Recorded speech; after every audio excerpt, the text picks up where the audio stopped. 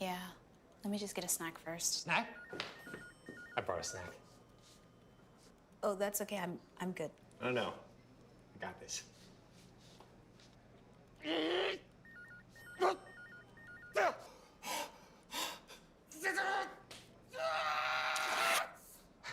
Told you I brought a snack. There's a better way to eat pickles on the go. Sucker Punch, the snack with a snap.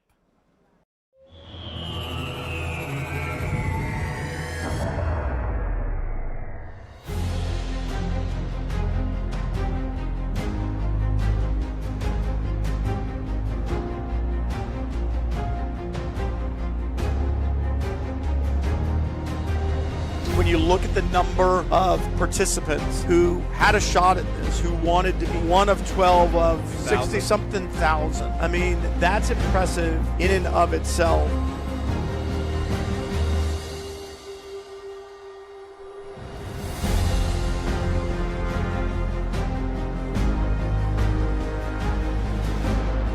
What a diverse group of drivers, what a diverse group of participants. Just really cool. They should all be very, very proud.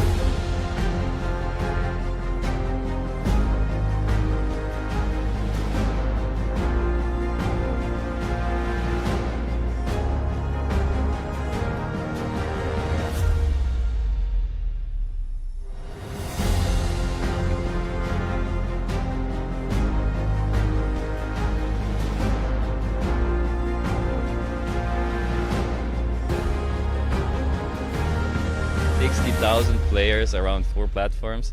I mean, I'm lucky to be here.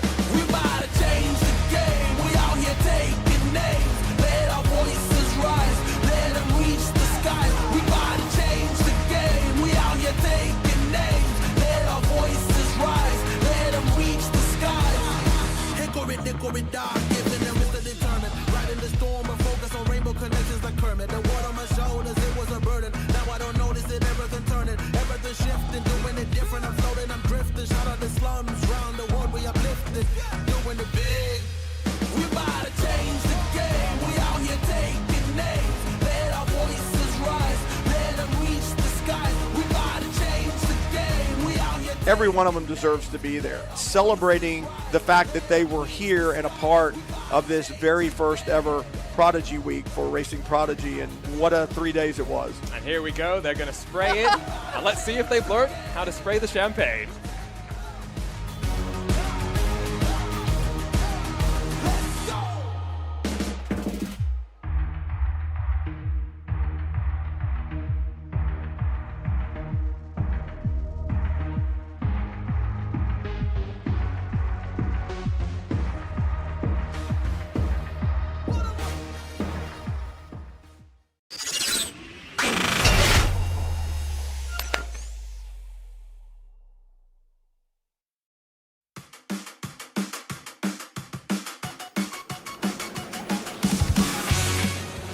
We're just 36 days away from making our way to the Atlanta Motorsports Park for Prodigy Week Part 2.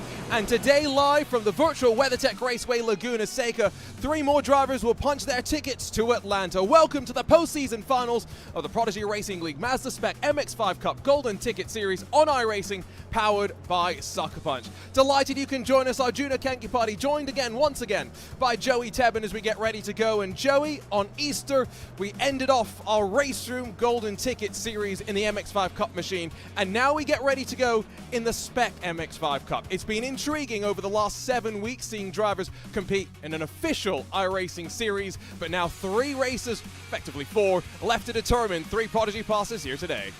We continue our love of the Mazda Miata in all of its flavors, but it is the slightest change. It's a switch from Race Room to iRacing, slightly different engines, slightly different laws of physics you're dealing with, and of course, slightly different cars.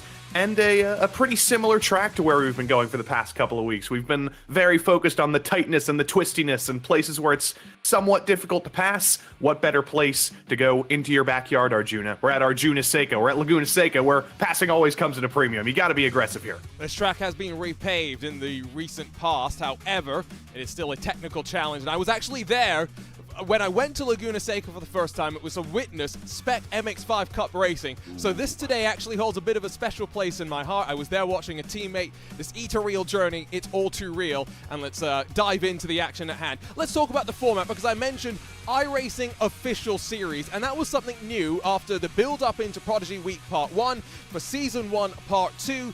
We moved over to Series. Stage 1 was all about building the drivers to get to here. We've taken the top 48. We're going to snake them out into 2 races, and we'll have 30 minutes to determine a Prodigy Pass winner. After that, you, the fans, you get involved. 2 of the drivers in each of our group final races will be eligible to step up to an LCF, and our judges pick 2 very experienced Mazda racers as well. We'll bring 2 more drivers from each group to the party. 8 drivers in total, 2 races, an inverted second race grid. Points totals, what matters to build our Prodigy Pass. I love, Joey, that we have this new format.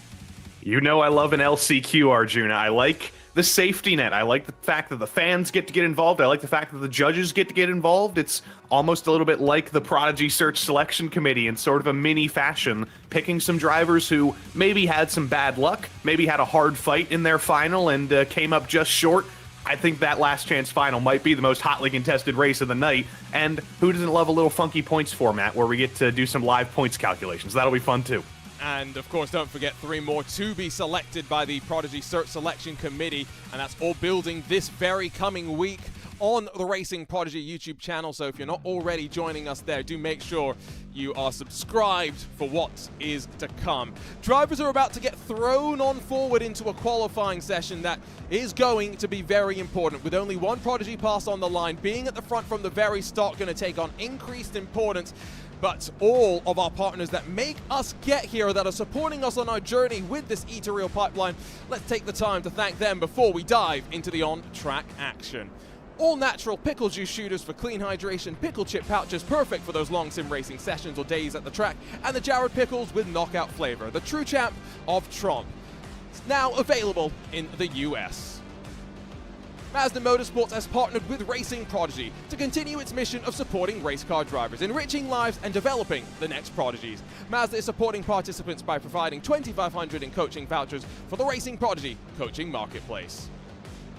Toyo Tires is a global brand recognized for its innovation in engineering and design, quality, performance, and excellent service. In the US, its products have been embraced by racers, enthusiasts, and everyday drivers since 1966. Aztec Wheelbases with their revolutionary quick-release system allows you to easily switch wheels with just a click. SimLab P1X Pro Sim Racing cockpits with unparalleled rigidity, functionality, and design are your perfect sim racing base. And last but not least, Advanced Sim Racing, owned and operated by passionate sim racers. Advanced Sim Racing is the fastest growing North American sim racing chassis manufacturer and equipment retailer. It's always great as well that not only do they support us in giving out prizes to our participants along the way, helping them to build their virtual rigs, but we also have some very snazzy liveries that we'll be able to take a look at. And there are the drivers working around this WeatherTech Raceway Laguna Seca as Joey, they get ready to be dumped into the qualifying session. You know I love a snazzy livery. You've got the green to the SuckerPunch. You've got the gunmetal gray. You've got the bright blue. You got everything out here. But these are the last couple of laps. Get yourself in the rhythm. Laguna Seca is a track that very much rewards rhythm, especially turn 6 there coming up the hill. You've got to be so committed. And if you're off by even an inch, you clip that curb on the inside. You send yourself off into the gravel or the desiccated dirt on the outside, you're going to be in big trouble. The corkscrew, what corner requires more commitment than that? Just throwing yourself down a mountain, and then 2 more high-speed corners to the end of the race. Qualifying is going to be short. You're going to need to be at 100% speed very, very early, minimal mistakes, so use every second of practice you can get right now. I'm just going to say, by the way, the corkscrew's great and all, but it's not even the scariest corner at this track. That is the one that we're taking a look at right now. Not the one that's in shot, the one that we're winding our way up to. As you rise to the top of the hill, it's that flat left-hand kink where you're trying to carry as much momentum as possible. There's this awful sausage curb on the inside that you're always trying to avoid hitting as well, but sometimes that's a bit of a task of vain. Drivers have been deposited on over into that qualifying session. And one thing that, Joey, I think you might be a little bit disappointed with is usually we'd have 2 semi-finals and then take the top 12 from each, build them into the final, and use our Prodigy Zipper to build our starting grid. No Prodigy Zipper here today. You missed the last time we got to use it on our last round at Race Room. Boo hiss. Although, in a way, there's a little bit of zip ring because we had the top 48 registered for this event, and we split them into 2 semifinals via the Prodigy Zipper, so I'm still satisfied. If it was a week without any zipper whatsoever, I'd be done. I'd be quitting and retiring, but I'm still happy. I'm still here. I'm glad that we at least get to keep you in the booth for a little bit longer. Let's take a look as drivers get ready for this qualifying session. Well, at some of the drivers. Now, we've got 2 groups, remember, so not everybody that you're looking at is guaranteed to be out there and trying to qualify right now, but there will be some that are out there on their warm-up laps, just building up the speeding, getting ready to go. Ultimately, I think, I'm making a bit of a bold call here, Joey, if you don't qualify inside of the top 10, you've got no chance in just a 30-minute race.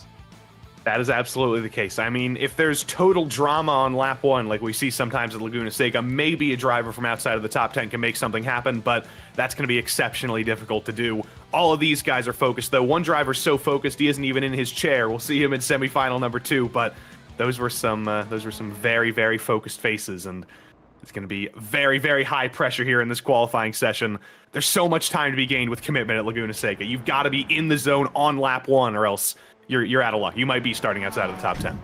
Yeah, and of course, in the real world, they do rely on Toyo tires in the Mazda Spec MX-5 real world racing series, and delighted to be able to say that we will be using Toyo tires on our BMWs for the autocross, whatever we called it, segment, the skid pan, that's the correct terminology, for it on day 1. So come May the 13th, Toyo tires will be thrown onto the BMW.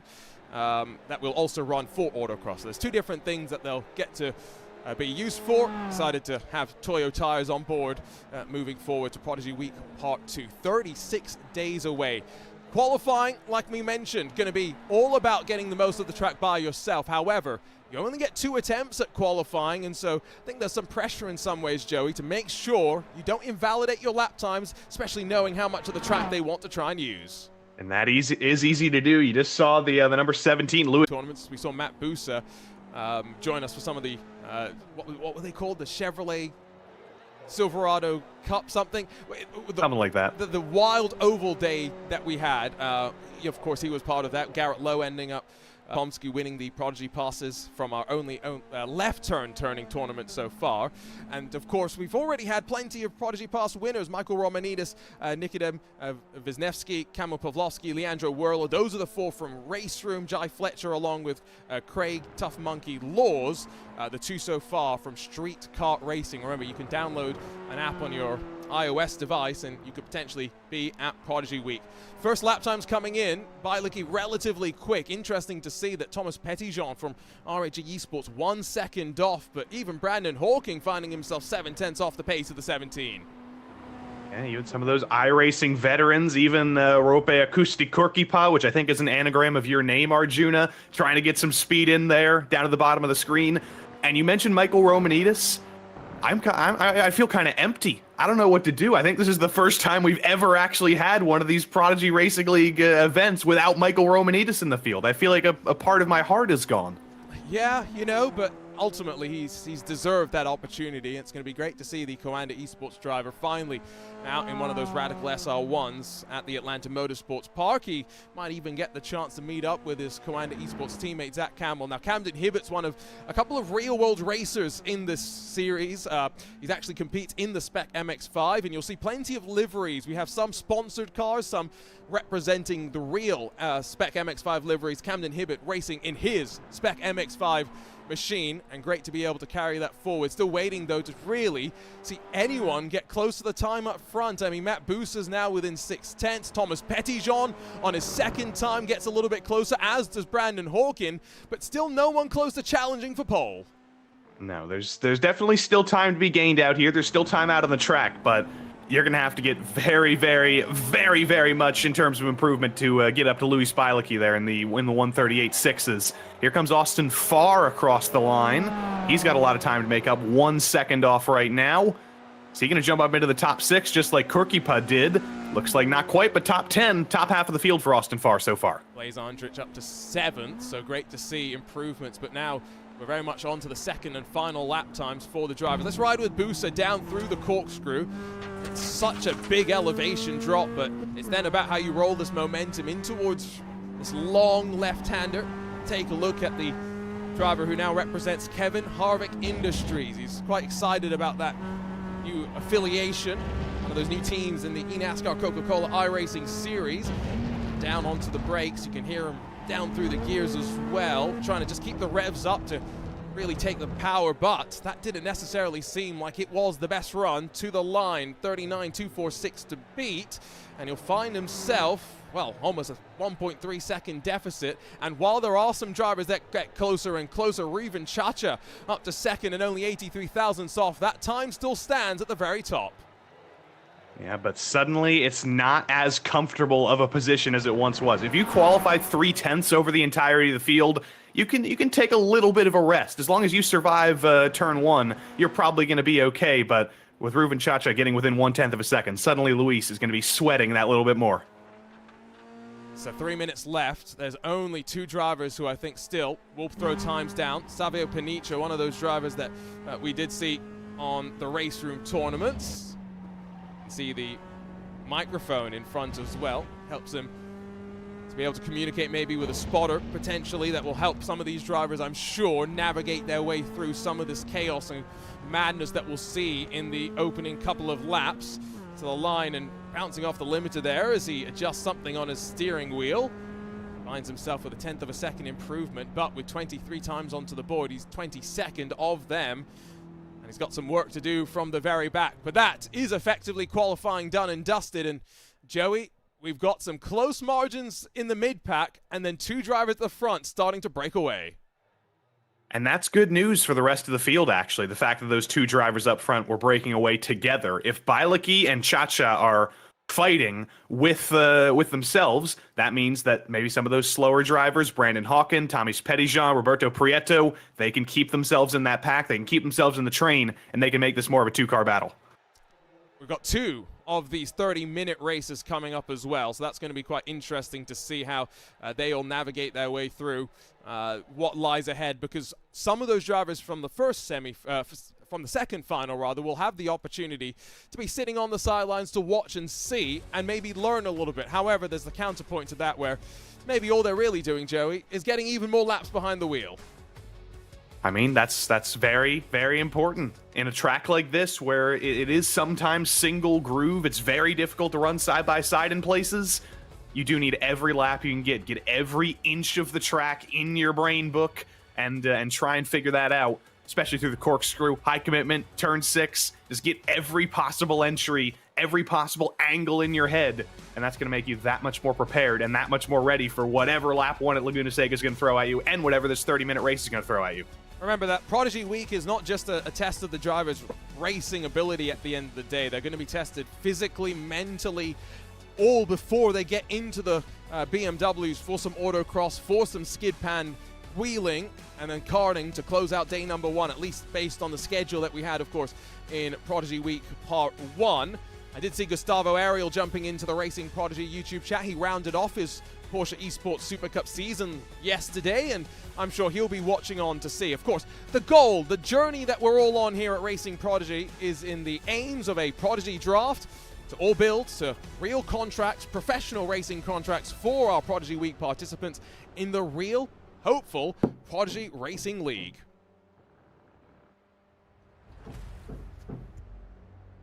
Well, that is going to be qualifying then that officially will come to a close.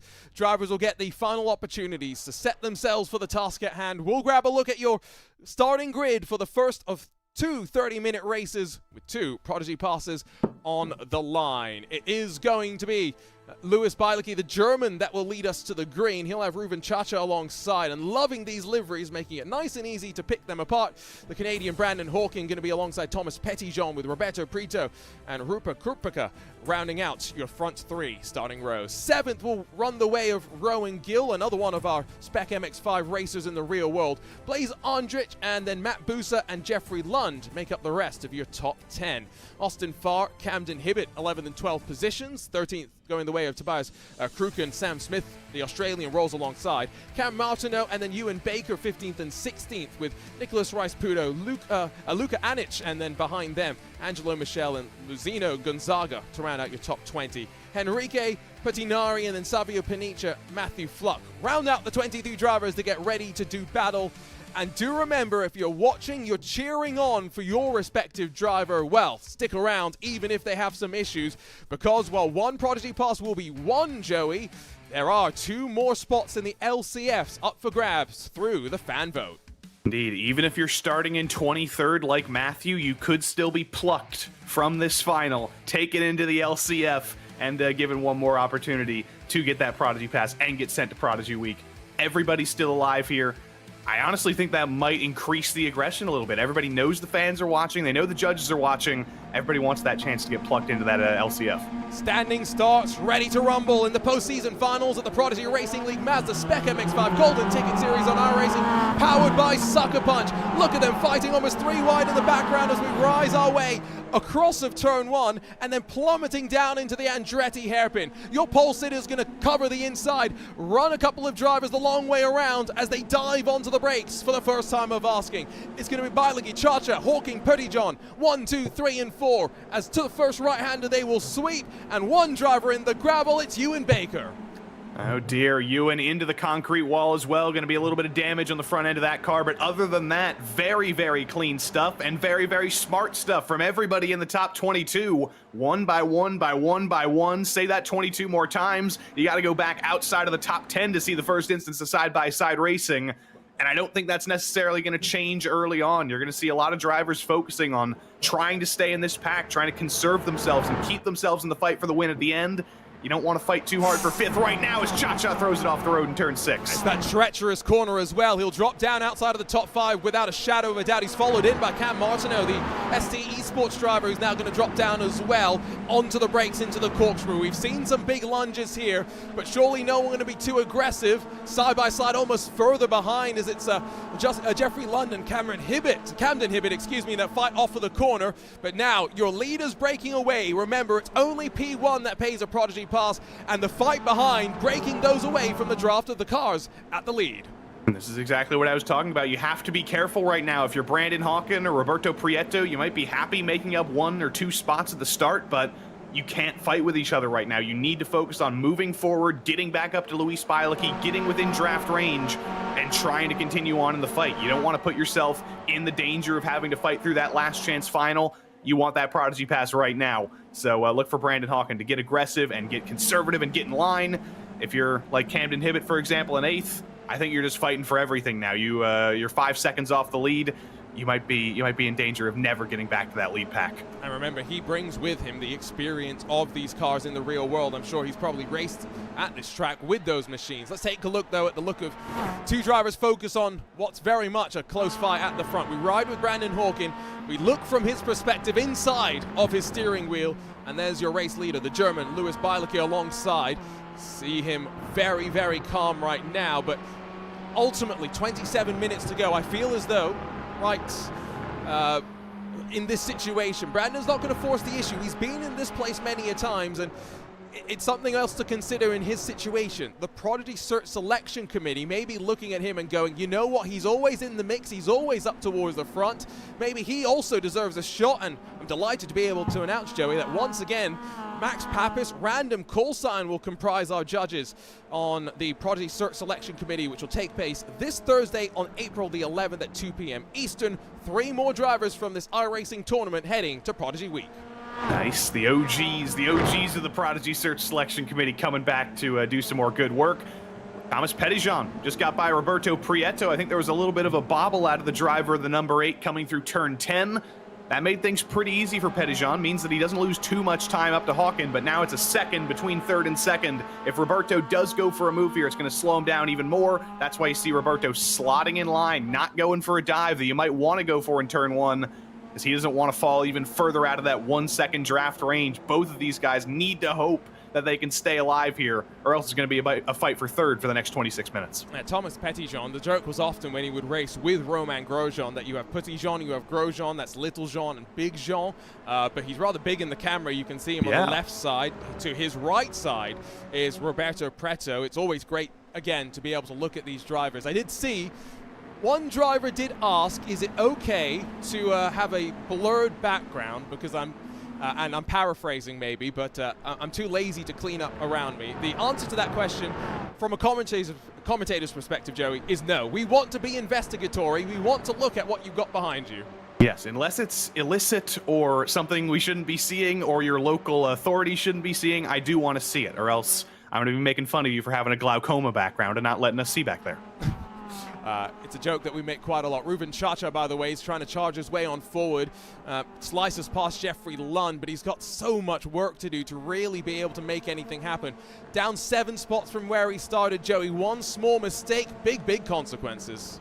Yeah, one small mistake at the most difficult and high-speed corner on the track, it does get multiplied quite a bit. And now he's got to try and focus on. I know. You teed that up, didn't you? The worst part is, I promise you, I didn't actually set that one up.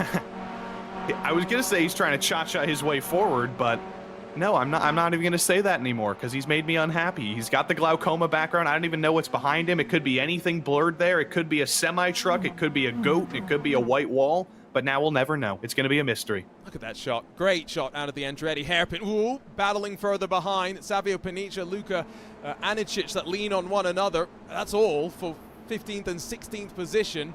Not really where the fighting is going to end up being, although, you know, there's still prizes to be paid out. Maybe not a Prodigy Pass, but for anyone who completed laps in 4 or more race weekends during the regular iRacing official season are eligible to win randomly drawn prizes, which include a SimLab P1X Sim Racing cockpit, a set of Toyo tires if you're in the US, which my car needs some tires. That sounds pretty good right now. 25 $50 gift cards for the Racing Prodigy Coaching Marketplace, supported, of course, by Mazda Motorsports, and then 3 Advanced Sim Racing gift cards, 3 Advanced Motorsports coaching gift cards, all to help these drivers just get that little bit quicker. Even if they're not part of Prodigy Week Part 2, you know, we're looking in the future, Joey. We want some of these drivers to continue building. I mean, like you said, it's weird not to have Michael Romanidis in one of these races. It's a pipeline. If a pipeline stops, then not much is going to be passing through. You got to keep sending things through, so new drivers, new signups. There's a lot of new names in this field today. Lots of drivers we haven't seen in any of these events before. I honestly couldn't tell you if we've seen Rowan Gill before. I think we may have seen him in one previous event, but he's having a good day today, up in the top 5, up 2 spots from where he started. So another one of those new drivers on the pipeline. Maybe we'll be seeing his name a lot more. And of course, one of our Spec MX-5 racers in the real world. He's competing in his real world livery. I've got to say, Mazda's always looked quite good, but I like an orange car, and it looks very tasty. So does Camden Hibbets, to be fair. We've got some pretty good liveries, as ever, here in the Prodigy Racing League. This global Spec MX-5 cars, rather, compared to the global MX-5s, where sequential versus H-pad, and I think that's the main difference nowadays between them. Of course, the global MX-5 Cup cars definitely put on a show, and we have 2 judges who have raced across of the Mazda ladder, Chris Nunes and Nathan Nicholson, who are going to be using the judge save. That's what I've decided to call it, Joey. 2 of these drivers will be pulled forward to the LCF by our 2 judges. They're like angel investors. Ooh, that's sharks. I don't even know what that term means, honestly. I was filling out my tax returns the other day, or my taxes the other day, and it asked me if I had any involvement with any angel investors, and I was like, I wish. That would be good. You know, that sounds like we need a racing reality TV show where racers come on and pitch for investment. There you go. I'm here for it. We've just come up with I need to be careful of copyright here. The Prodigy Sharks Den. That definitely cannot get us in trouble. There you go. It's a combination of the 2. That's okay. And also, I do have to give full disclosure. Rowan Gill, I'm going to be very biased towards him because he's a driver from southwestern Connecticut. Fairfield, Connecticut, represented in the Prodigy Racing League for the first time. There we go.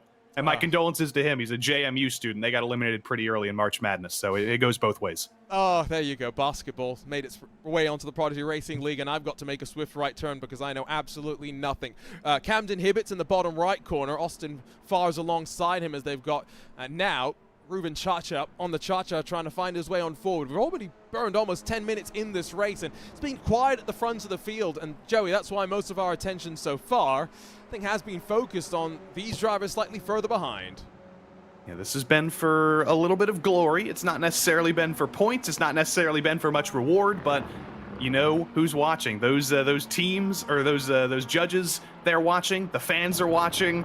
If you can pull off a fantastic drive forward, it's almost like the driver of the day vote in some other motorsports. If Reuven Chacha can improve on this P9 after some bad luck, maybe even drive up into the top 5 in the next 20 minutes if he's lucky. If he can pull off the old Romain Grosjean, Jimmy Johnson pass into the corkscrew here, he's definitely going to put himself in for a fan vote. Can't quite get it done that time though. And again, if you're not watching on our Racing Prodigy YouTube channel, you may want to flip the channel on over to that. The link will be posted for the fan vote as we head into the closing stages here, and so you will want to make sure that if you're here supporting a particular driver, they get their opportunity. If it's not all going to plan, whether they're maybe down the back or even if they're up front here, but not able to really put the pressure onto your race leader, because look at the train that still builds behind. It's 6 strong with now 6 laps complete. Estimated 19 laps are going to be run here as we run under what is now a newly reconstructed bridge at the WeatherTech Raceway Laguna Seca. Dive down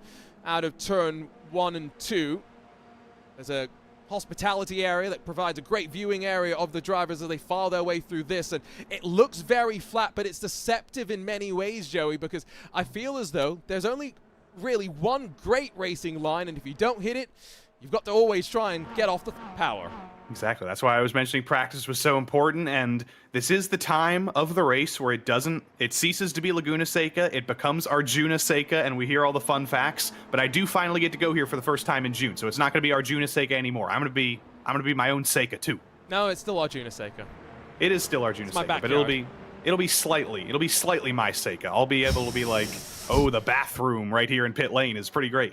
Thomas Petitjean out into the gravel, and unlike Reuven Chacha, not too far out wide, and so he brings it back under control. But it's the first sign at the front that, you know, they're pushing hard and a mistake's being made. And, well, I'm glad that slip-up didn't cost him more. They're all holding each other around half a second, which is a bigger gap than I think we're accustomed to. Let's be honest, there's been some great racing in MX-5s over the years, both in the real and the sim racing worlds, and usually they're bumper to bumper and knocking 10 bells out of one another. Well, Brandon Hawkins actually done a really good job here, because for the last 7 minutes or so, 10 minutes or so, he's been in danger of losing the draft. He's been about 8 or 9 tenths back, but he's had a fantastic sequence of laps, has slowly but surely brought that gap down, and he's really within draft range now. About half a second is going to be a lot more useful than being about 8 tenths of a second behind. So if he can just keep slowly moving his way forward, we could have a legitimate battle for the win once again. Got a legitimate battle for the last spot in the top dozen as Tobias Kruken defending from Matt Busa. Again, just for glory, just for some TV time, but that's good enough for these guys. They want every spot they can get. We would usually, right, in our semi-finals be talking about the top 12 cutoff as where the battle would be, but it does feel a little bit weird not having semi-finals and going straight to this winner-takes-all Prodigy Pass group final. And again, we've got another one of these coming up just after. Matt Busa alongside Tobias Kruken with Angelo Michel, another one of those drivers making the step over from Race Room, where I think he was one of a handful that competed in all 3 of the finals that we had there. And it's great to see that talent goes to where the opportunities are. Go to Jai Fletcher, for example, the second winner of a Prodigy Pass on Street Kart Racing here in Season 1, Part 2. Joey, he downloaded the app 9 days before he won his Prodigy Pass. Oh, that natural talent. That is natural iPhone kart talent right there. And obviously natural talent that is transferable into the real world. So I'm missing my chance. I still haven't finished my install on Street Kart Racing. I could have got my own Prodigy Pass there, but alas, maybe next year. Maybe next year I'll hop in there and try and beat the next Jai Fletcher. Fail miserably. It's okay. You've eaten some pickles, but you haven't had the chance to dive into the world of Street Kart Racing just yet. Unfortunately, and, we do appreciate the support for Street Kart Racing and the community that they bring to us. 16 minutes left to go, so we're almost halfway through this one as we continue just focusing at what is really, let's be honest, not a fight at the front just yet. If we are going to see a fight, Joey, when does it start? 5, 10 minutes left to go? Yeah, that tends to be how things have gone in this series so far, but I honestly don't know if Brandon Hawkins can afford to wait that long. If he gets an opportunity, if he gets a couple of tenths closer and really gets close enough to go for a move into turn 1, I don't think he can really afford to wait any longer. Luis Bialecki is so fast. In qualifying, Hawken was about 0.3 off of him per lap. He's been able to bring that down a little bit more in terms of race pace, but if you get the opportunity to take the lead from a guy who's been this strong and this dominant, and you've got Big Jean behind you who's staring you down, I think you're going to want to make that move as soon as you get the opportunity and at least try and take the lead and try and run away and break that up. Loving the intensity that's just rising, though, here. You can see behind them that Camden Hibbett and Ruben Chacha not really closing, and so I was wondering if Chacha, if he could dispatch Afar and Hibbett relatively quickly, would be able to bridge the gap to your leaders. He's clearly capable of making passes happen, but I don't know if he's going to be able to get the chance there. You can see them just behind this lead group. Oh, is it going to be a look to the inside? Nope, Chacha backs out. Yeah, his progress has been inhibited. I guess I can't complain. I made a couple of Chacha puns today so far, haven't I? There you go. You Well, got to do it. Yeah. Sometimes they're easy, and then sometimes Joey really forces them, but Inhibited is not a bad one. I'm sure some of the commentators of Spec MX5 Racing might want to steal that one in the future. Down, back out through turns. That is technically called turn 2, but I disagree. Turn 1 is what they call the rise that you see over the start-finish line, but that's not really a turn. It's a straight. Yeah, I call that derangement. Derangement from the people who designed this track. It's maybe a turn if you're in a boat or a large jet, but in any car, like even the absolute highest speed, even if you go to the NASCAR car of tomorrow, one of the worst cars to drive on a road course, it's still not even a turn. So I'm gonna send a strongly worded letter to Scamp or whoever owns this place. Don't worry, Lewis McLean and myself have officially decided that we have coming up with an international standard association, whatever you want to call it.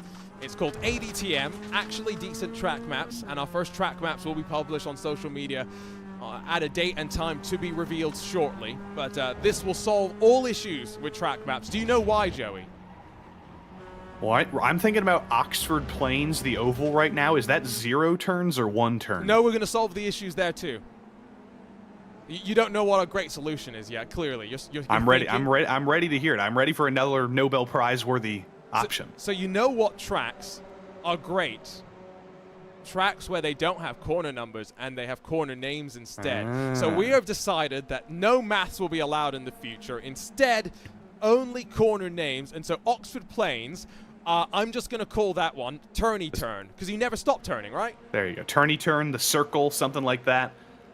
That works. The circle's too simple. You know, the point of ADTM is if there's ridiculousness, you've got to call it out. So, you know, you never stop turning. Turny turn. That works. That works. The corkscrew, by the way, I think we'd probably keep that. That's a pretty good name for a corner. That is a good name. I mean, yeah, it's weird because the corkscrew part isn't even the corner in a way. The majority of the corner is actually up on the top of the hill, and then you just kind of throw the car down. So I think we might need a name for the part before the corkscrew. Ooh. They do have a name for that. I think it's the Graham Rahal Straight or something, because we watch Fight Slightly I think it's the Bobby Rahal Straight. Bobby Rahal, right. There you go. I don't have a track map in front of me. You can see they're fighting and switching back further back. This is Pettinari and Blaise Andrich. They're also fighting, though, at the front where Thomas Petitjean has decided no longer the time to wait. He slices past Brandon Hawking through the corkscrew, and suddenly, instantly, gap at the front opens up to 1.3 seconds. Yeah, was that smart? Was that actually a choice by him? That's going to be a question for the replays, because you can see how big the gap is now. That is almost double of what draft range is, and that's made Luis Bialecki very happy. You can't see his face, and Hawken and Petitjean haven't really changed their expressions at all, but you know they're both unhappy as well, because their job has become so much more difficult and maybe even impossible to bring that gap back down. It's exactly why it's so dangerous to run side by side in a situation like this. You lose so much time just from a moment of that, and maybe a little bit of impatience from these two. And I think this is also then kicking off those behind to force the issue as well. Rowan Gill passed by the 75 machine, but not done just yet. You can see them setting stuff up as they cycle back down this lowest part of the track where you're basically at the basin at Laguna Seca. Is this going to be 4 cars, though, with now 10 minutes left to go, that are really in the fight? I guess we'll find out. The race leader hasn't really been challenged, though, right? I don't think we've ever seen someone try to make a move. No, we have not, and I'm in awe of Roope's name, Roope Kirkapa. He does go by his first name. He doesn't go by his middle name, but if his name was just Akusti Kirkapa, think of the good luck that would bring him. That's like every letter of your name, Arjuna, is like the Finnish version of you. Would that be a good luck charm? It's funny. Someone's actually once told me that my name apparently it could be Finnish. Apparently, I don't get that, but someone's once said that to me.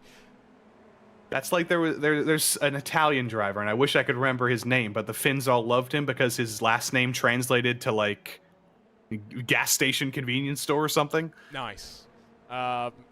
Again, Joey loves his puns and whatnot, so he's always on the lookout for every little bit he can. Don't think we're too worried, by the way, about incident points so far. There is a 17x disqualification limit. If you're new to iRacing, every time you run off the track, you get 1 incident point. If you lose control of your car, it's 2 incident points, and big car contacts with your fellow competitors can net you 4, even if it's through no fault of your own. And 17 incident disqualification limit also means that there's no drive-through penalty serving as a soft warning. No, once you hit that limit, Joey, you're instantly yoinked from the racing surface. A good word, yoinked, yeeted. Those are all those, there you go. All those good Y words. Petitjean, I don't know if I can write him out entirely yet, because that last lap he was 1/10 faster than Luis Bilecki, so maybe the aggression was worth it. Maybe he knew he had some speed in the tank and can bring down this gap, but I don't know. Judging by this lap so far, Bilecki's still in control, gets a little bit wide out of turn 5, but still a 1.2 second margin. That is very comfortable stuff, and you can see the difference in lap time there. This is the only lap where Petitjean has actually been faster. Bilecki has been faster every single other time in the last 3 laps. Gotta say, that camera that we've got placed on the outside just before the run to the corkscrew scares me quite a bit. Just the way that you see the pitching of the car. But these are, remember, momentum-based machines. And I guess that's an interesting point as well, right, Joey, in that, you know, this is in many ways the entry step into motorsports for so many. But for our Prodigy Week participants, they get thrown initially into a BMW for some autocross and some skid pan work, but from then they've got to get to grips with downforce and the Radical SR1. And knowing how to deal with downforce, knowing how to deal with big power is very important, but also knowing how to race is very important. It's not just a lap time festival. It is attempting to get drivers into an actual racing career where you're going to be wheel to wheel. And there's almost no better place to do that than this, where momentum and racecraft and knowing how to keep your momentum up without making contact and bumping people out of the way is at its most important. Stuff like this into turn 1, where you're trying to make it work the long way around. You don't necessarily have the power to make a move the long way around work, but you've got the opportunity to keep hunting, to keep all over the back of another car, deal with no dirty air whatsoever because you're basically driving a bean. It's the best place to learn racecraft in cars in that first step. And racecraft, I think, is what we're going to need to see in that last chance finals. Remember, 4 drivers from each of these final races, 30 minutes in length, will be taken to that LCF.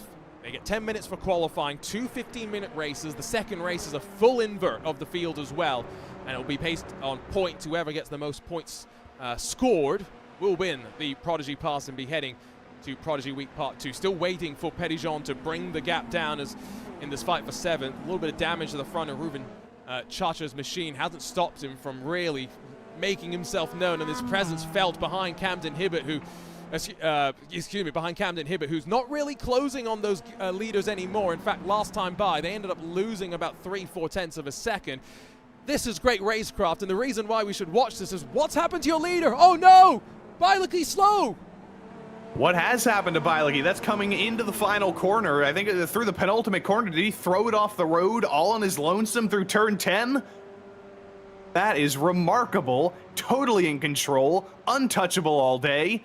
And suddenly Luis Bilecki, maybe through a fault of his own, maybe through a technical issue, is looking human. It must have been a slowdown. He didn't go off the track from what I could see, but the question would be, where would he even got the slowdown? Turn 6 or the corkscrew, I would assume. Yeah, the only possibility that I can think is the corkscrew, and suddenly things have changed. Let's take a look at the replay. Let's not dawdle. It's a wide shot that we'll see. Oh, he was not great on entry, and down through the bottom, he cuts the inside. Alex Zanardi can do that, but you can't.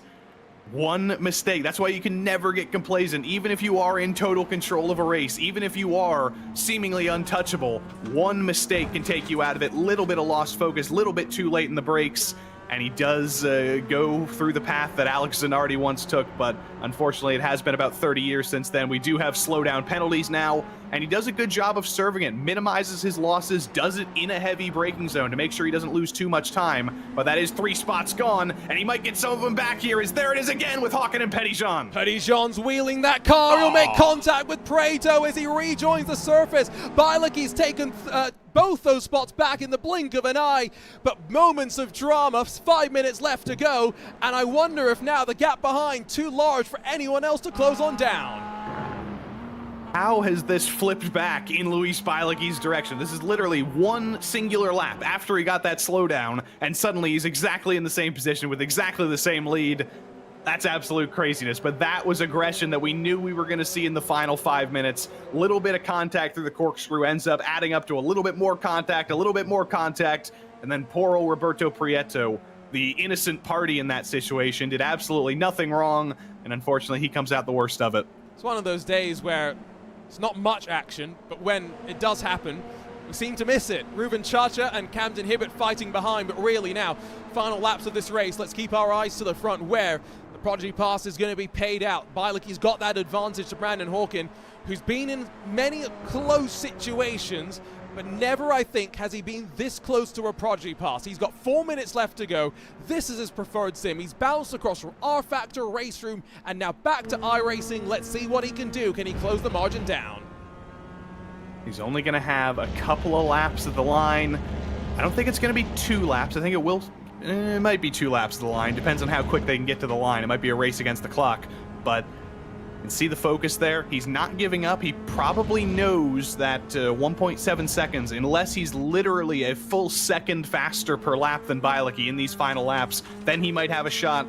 I think he knows that's probably not going to happen, but he is going to push 100%. He's got full focus in those eyes. He's got a now iconic camera angle here in the Prodigy Racing League.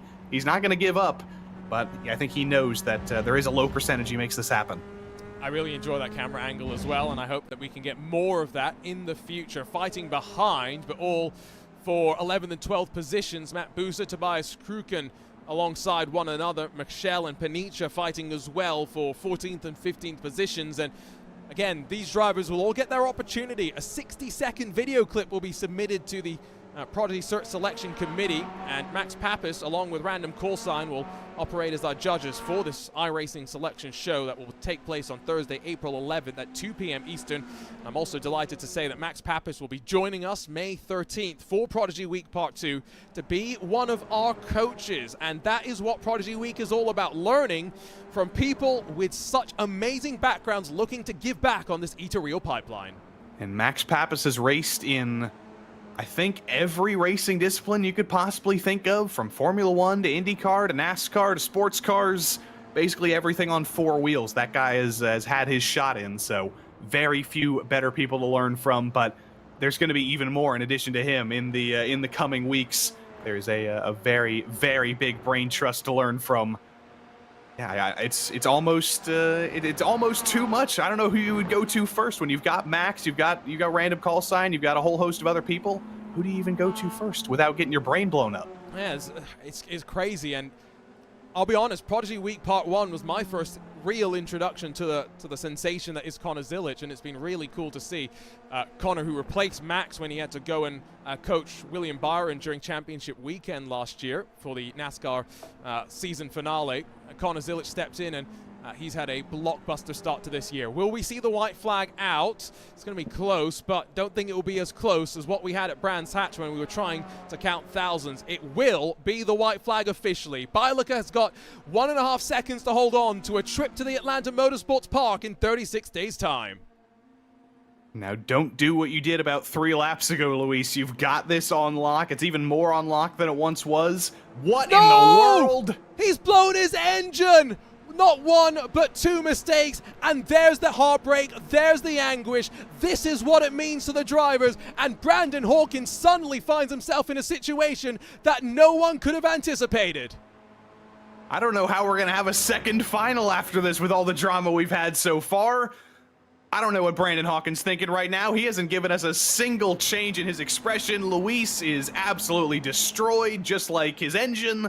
And now we're going to have a replica, Arjuna, of what happened between Brandon Hawkins and Thomas Pettijohn a couple of laps ago. If Thomas can get close enough to go for a dive into the corkscrew, you know he's going to go for it. He got so aggressive last time. I think he might be a little bit too far back to try it this time, but that didn't stop him a couple of laps ago.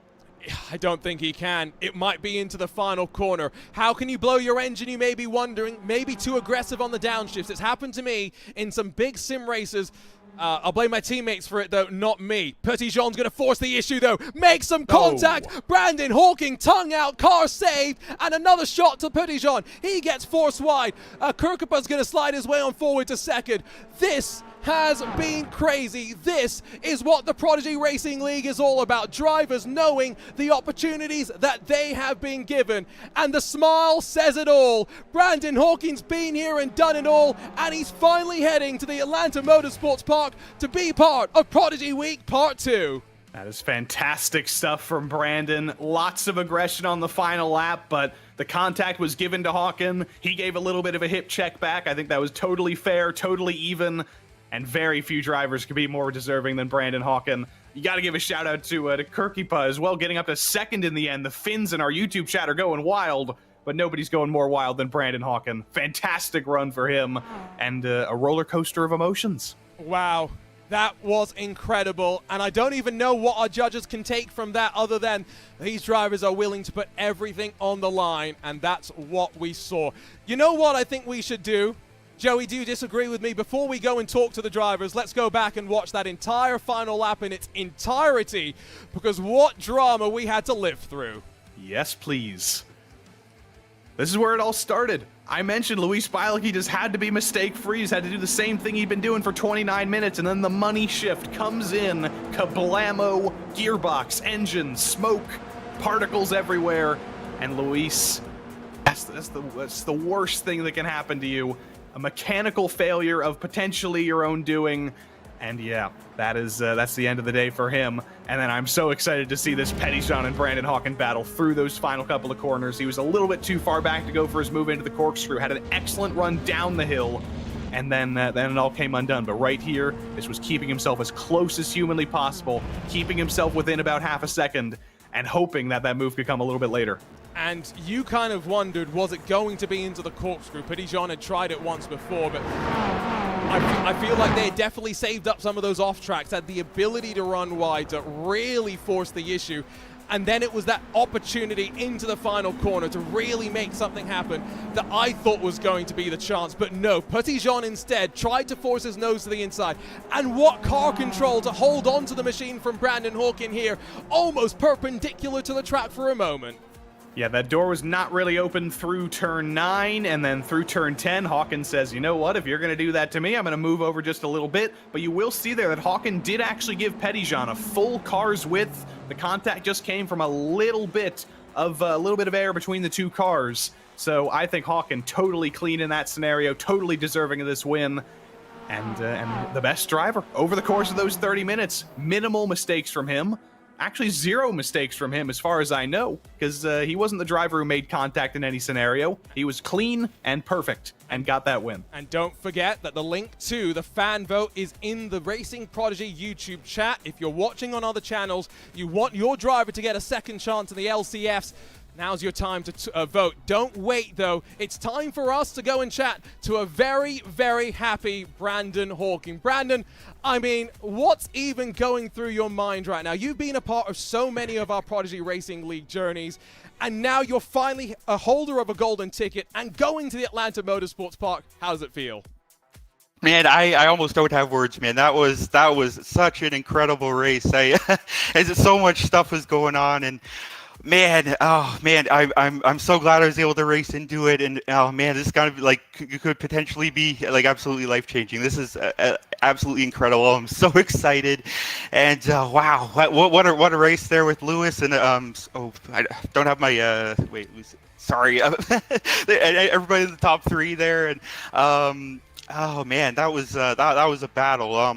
I thought I thought it was almost over there in the corkscrew. Got pushed wide a little bit, and then then I got the slowdown penalty, and then yeah, on the last lap, it's so easy to blow these things up because you want to downshift really early to be able to it's so much more efficient on the brakes, and I saw smoke come out of Lewis's back end. I was like, oh man, I just gotta hold on for one more lap, and I took it a little bit too conservatively going into the bus stop, and then number 7 was right there, and man, he dove it in and made a little bit of contact, but I was man, that was so close, but I'm so happy. Thank you so much to everybody at Racing Prodigy, all the series partners. Man, this is absolutely incredible.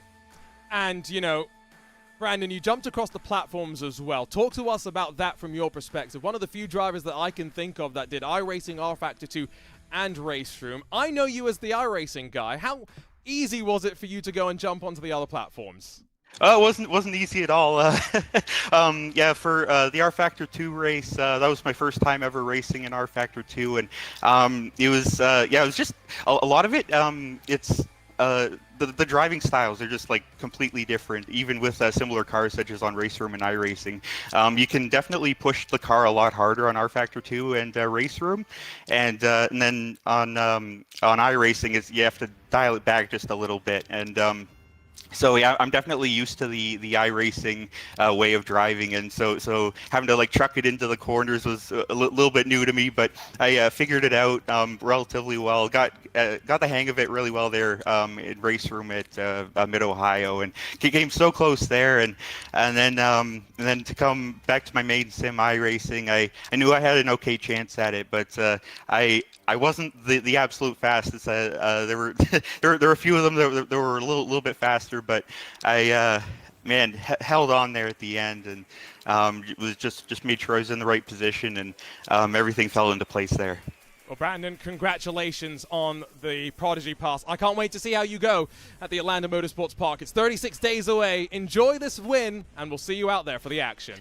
Yes, thank you so much once again. I hope to see everybody there. I'm looking so forward to it. It's like this is like one of like the coolest things I'll ever be able to do. So I just like to thank everybody involved, and man, I'm so glad I was able to race into it. That was a battle, and man, I am so happy right now. Thank you everybody. Brandon Hawken joining us for a bit of a chat, and what a chat it was. I love seeing the smile. I love seeing the emotion. That's what this is all meant to be about. However, one final done, one more still left to go, and we can't afford to dawdle because they're already racing into the thick of the action. Unfortunately, we've already missed the first 7 or so minutes of it because this is what fast frenetic racing is all about. But Joey, Matt Caruana, Eduardo Leo, Jaume Torres, Will Redford, Thomas Bellarmine, and then Byron Mitchell. Top 6 as they run right now. Yeah, when you see Matt Caruana on an entry list, you don't necessarily need to see the first few minutes of the race to know he's going to find himself up in the front. He's been with us in some of these iRacing events, in some of the Race Room events, and I think in some of the R Factor events, if I'm not mistaken, and he's been very fast in every single one of them. Another one of those drivers who's looking for a Prodigy Pass after lots and lots of attempts, and he's doing a great job so far. But Eduardo Leo, just like in the previous race, within touching distance, within about half a second. Jaume Dalmases in just the barest range as well. There's a lot of unfamiliar and a lot of new names in this race that could try and do something big and make their name for the first time. And again, remember, we've already seen a bit of drama, and I there's think the we've just slowdown. seen a bit more. Matt Caruana's the next driver that will pick up the slowdown. And I think we've also now just got to keep in mind in terms of on downshifts, what's going to happen. Oh, Will Redford off into the kitty litter, grabs control of his car, back into the tarmac, but down to 6th position, allows Eduardo Leo to build a breakaway at the front, and you can hear the carnage behind through the final corner. Will Redford in the wall and instantly out of the race. Will Redford is ready to go home because turn 9, turn 10, and turn 11 is probably the worst run he's ever had through there. Contact, a little more contact, and finally contact with the wall ends his day. But how quickly can things change? We tune in to Matt Caruana in dominant control in the lead, and then suddenly, maybe a little bit of a commentator's curse, it all comes undone for him, and Eduardo Leo has a 2-second lead out of nowhere. And don't forget, by the way, race 1, the voting closes in just under a minute's time, so get to the Racing Prodigy YouTube channel ASAP, click the link and get your voice and get your vote heard to get 2 drivers from that first final into the last chance final that we've still got in front of us. I mean, we've been deposited, by the way, into some really intense fighting. Luca Becker's alongside Byron Mitchell, and look at how damaged these cars are. And, you know, you may think that, you know, you can get away with damage, but that's going to slow you down in a straight line. We saw it with the likes of Weston Workman at Daytona at the start of the Global MX5 Cup calendar in 2024. Got to be very, very careful with how much damage you get to the bodywork. And that will, you might not think necessarily that in a car like this, where it's essentially a road car, you might not think aerodynamics are important, you might not think damage is important, but it definitely is, especially when you're in a field as hotly contested as this, where it comes down to tenths and thousandths instead of seconds. Yeah, a little bit of damage is definitely going to hurt you. But Matt Caruana's hurting right now. We ride on board with him in P4. He's going to be looking for P3, for P2 potentially, but his biggest hope is going to be that a Louis Spilakey situation happens for Eduardo Leo. He makes a mistake, opens up that door, because a 2-second margin, that is almost insurmountable. Caruana's on the attack, though. He gets to the inside to turn 1, and a little bit of door rubbing gets him through. Thomas Bellarmine's the one that gives up the position, but all as 2 seconds at the front for the Altus Esports driver, Eduardo Leo, who was a bit of a standout in qualifying in the IMSA Esports Global Championship. He was racing in the Cadillac GTP, which I'm not here to talk about BOP because that is a discussion for another day. All I will say is that wasn't a car that had much success over the course of the season in many ways, but he was always up towards the front, got pole on a couple of occasions, beating some of the very best who have done it in sim racing, and he's a very, very strong driver. Keep an eye out for him. If he's not going to get caught, he won't probably make a mistake. I'm not so sure that he's going to fall afoul to the rev limit that we've already seen strike a couple of these drivers. That's a very striking purple, red, and white Spec MX-5. I love it. If that's the livery of a real-world driver, 10 out of 10. Yeah, I was gonna say, I'm almost hungry. I'm looking forward to lunch here in a little bit, and some purple, some red, some whites, making me think, you know, watermelon and raspberry. They're all just trying to make me hungry, Arjuna. The SuckerPunch cars too, for that matter. Yeah, but you've got your pickled chips if you want to grab a bite during one of these races, if you need the champ of chomp. But of course, long battle train that now builds behind Jordan Johnson. It goes all the way back to Carl Ridley in 13th position. Crazy to see that margin just stretch on out between these drivers, but it goes to show that right now I don't think too many are forcing the issue. Still with the 18 minutes to go, going to be a look at the inside of Luca Becker by Joshua Soto, and he should be able to slide his way forward as they come over what is technically called turn number 1, but we're not going to call it that, right? No, we're going to refuse. We're going to make our own path. We're going to be revolutionary, and it's going to be fantastic. Yuan Shi Lin, I've seen his name a lot in the last couple of weeks in sort of the qualifying period of this series, and he's been very, very fast in this car. Been looking forward to seeing him make his debut in this series. Maybe a little bit lower than he would have liked with how fast he was in the time trials, but still top dozen, first race with us in the Prodigy Racing League. And he's got his iRacing accomplishments printed out and taped to the wall next to him. And he's a driver that's competed in the Spec Racer Ford for many, many a season. Great to see him in these similar sort of machines where grassroots racing really takes place. Outside for Jordan Johnson, inside for Byron Mitchell, and somehow they get out of the corner, both still in a straight line. However, Joshua Soto takes advantage. He's just one by one picking his way forward. It's been great to see, but runs out of steam, runs out of momentum, deep under the brakes, and Byron Mitchell holds on. They're still side by side directly behind Soto and Becker, and Maiko Rosa. Didn't mention him, kind of in the epicenter of all this stuff. He's right there and ready to pounce, ready to potentially make it into the top 10 if he gets the opportunity. Imagine if this was the race for the lead. I think we should just say that we're going to change the format immediately right now. We're going to have our cutoff for the top 10, and we're gonna focus on this. So what we're going to tell Eduardo Leo is he's got to drop back in the field because his bright green SuckerPunch car is making a beeline for the hills. 2 seconds now clear of Jaume Dalmas, who sits in that bright green entry, the number 26 car. Matt Caruana has been unable to make the pass. Behind them, this is where the action's kicking off, and have just been notified on my timing screen. Luca Becker seems to have been disqualified also for car contacts potentially. Dropped down the timing order. I wonder if he got tangled up with anybody. I think he did make contact with Joshua Soto, who fell down the order as well. Didn't see what happened, but potentially a dive into turn 1 gone wrong for both of those guys. And that is another disqualification. Will Redford was the earlier one as well. Unfortunate for them. Jordan Johnson, though, talk about a driver who's been on the way up. Started P10, already up into P6. Sort of within view of the top 5 with Matias Arevalo a little bit further forward, but big movers, making no mistakes, moving cleanly through the field. That's going to be very important to keep yourself alive. And, you know, those judges are watching for the drivers who can keep it clean and move forward at the same time. Yeah. Judges, by the way, that have had their say for race 1 and announced now that the fan vote results from that first final are official. More than 500 votes, and it's going to be Henrik Pettinari and Raven Chacha, the two that will fight in the LCF. Looking forward to seeing how they will end up faring. This is what happened, though, slightly further back down the field as they headed off down into the Andretti hairpin. You can see Joshua Soto and Luca Becker. I think that's a self-inflicted mistake there, and he gets us immediately escorted off the track.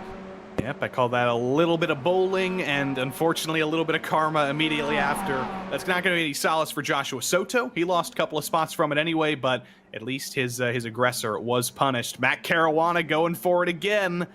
Now he's back onto the podium. Book him there. 1 more second up to Jaume. 2 seconds up to Eduardo Leo might be difficult, but second place definitely possible for Matt Caruana.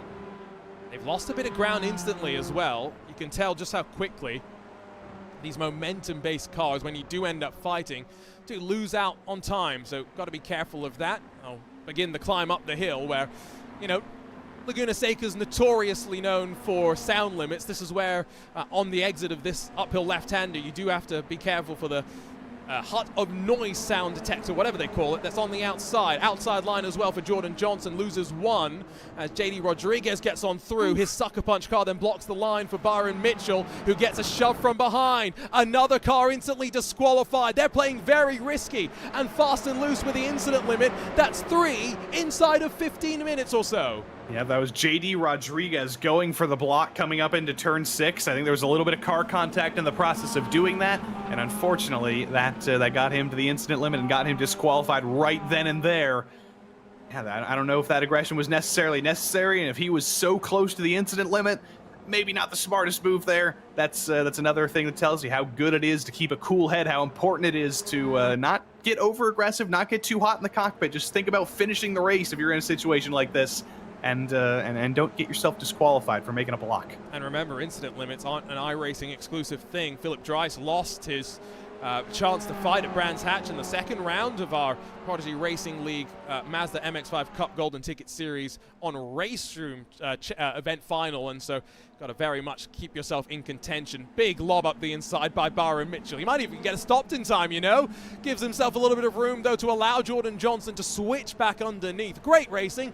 They've lost 5.5 seconds in the space of 3 or 4 laps to Matias Arevalo. That's up the road in 5th position. Behind, you've got Maita Rosa, Carl Ridley, Wanji Lin, Dakota Fripp, former Vendaval Racing driver, of course, and then Joshua Soto. That's the train that sits behind them, but back up front, focus in on the fight for the Prodigy Pass. Eduardo Leo starting to be closed by those behind. Yeah, 2 seconds still separating, but now you see a 1. That is important. If you can just slowly but surely move forward, even get yourself within a second, the barest end of the draft range, that can suddenly make your win possibilities much, much bigger. But there are 12 minutes to go. If Eduardo can keep it consistent, he'll probably be in with a pretty good shot of holding on to this. But if Jaume has done a little bit better job of keeping those tires underneath him, if he can keep just inching forward, just chipping away at that margin, he might have a shot, but he's got to be consistent. He needs to do what he did on this lap every single lap until the end of the race. It's interesting, we watched Wanji Lin. He was taking a hand off the wheel to manually use an H-pad and shifter.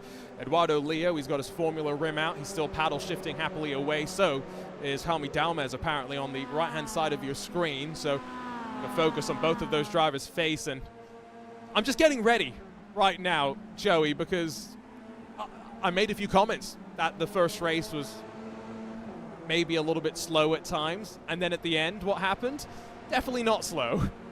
Yeah, that's always a possibility. So we can't rest at all. The drivers can't rest at all either. You never know what's going to happen in a race like this, and you never know what's going to happen in that battle for 6th, by the way, because Byron Mitchell and Jordan Johnson have just thrown another couple of haymakers at each other. Byron Mitchell with the seemingly the support of the entire nation of South Africa behind him in the chat once again gets P6 back.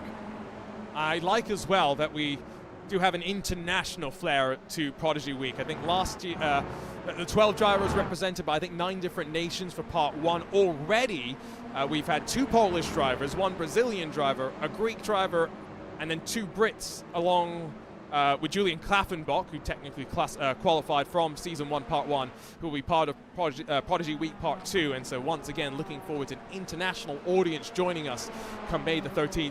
From the Atlanta Motorsports Park, a wonderful racing facility, and one of those tracks that I think some of these drivers may go and download some of the other sims to try and get some practice laps to get ready to go in that Radical SR1. Delighted also to be able to announce that the fan vote has been joined up with the judges' vote. So alongside of Henrique Pettinari and Raven Chacha, Rowan Gill, Lewis Bielica are the 2 judges' votes. And so I'm glad that after, let's be honest, Luis slightly made a mistake of his own to blow his engine. Maybe made a couple of mistakes to get a slowdown as well.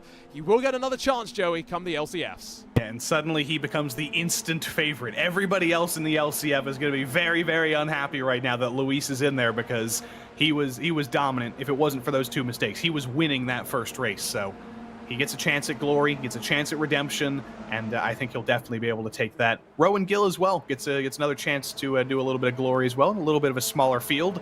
Unfortunately, one driver not in those 4 picked was Rope Kirkpa, but I think we'll definitely see him in some further events. He'll definitely be looking for another shot after that 2nd place finish. After all that fan support, I don't think you've heard the last from him. And again, we've already talked about 4 drivers out of this group 1 final moving forward to the LCF. Your opportunity to vote for the fan vote for the 2nd final going to open in a handful of minutes time. If you're not already watching on the Racing Prodigy YouTube channel, make sure you are, because time's ticking away. Your time to have your voice heard as well will start to wind down. I don't know, though, we continue to watch your leaders.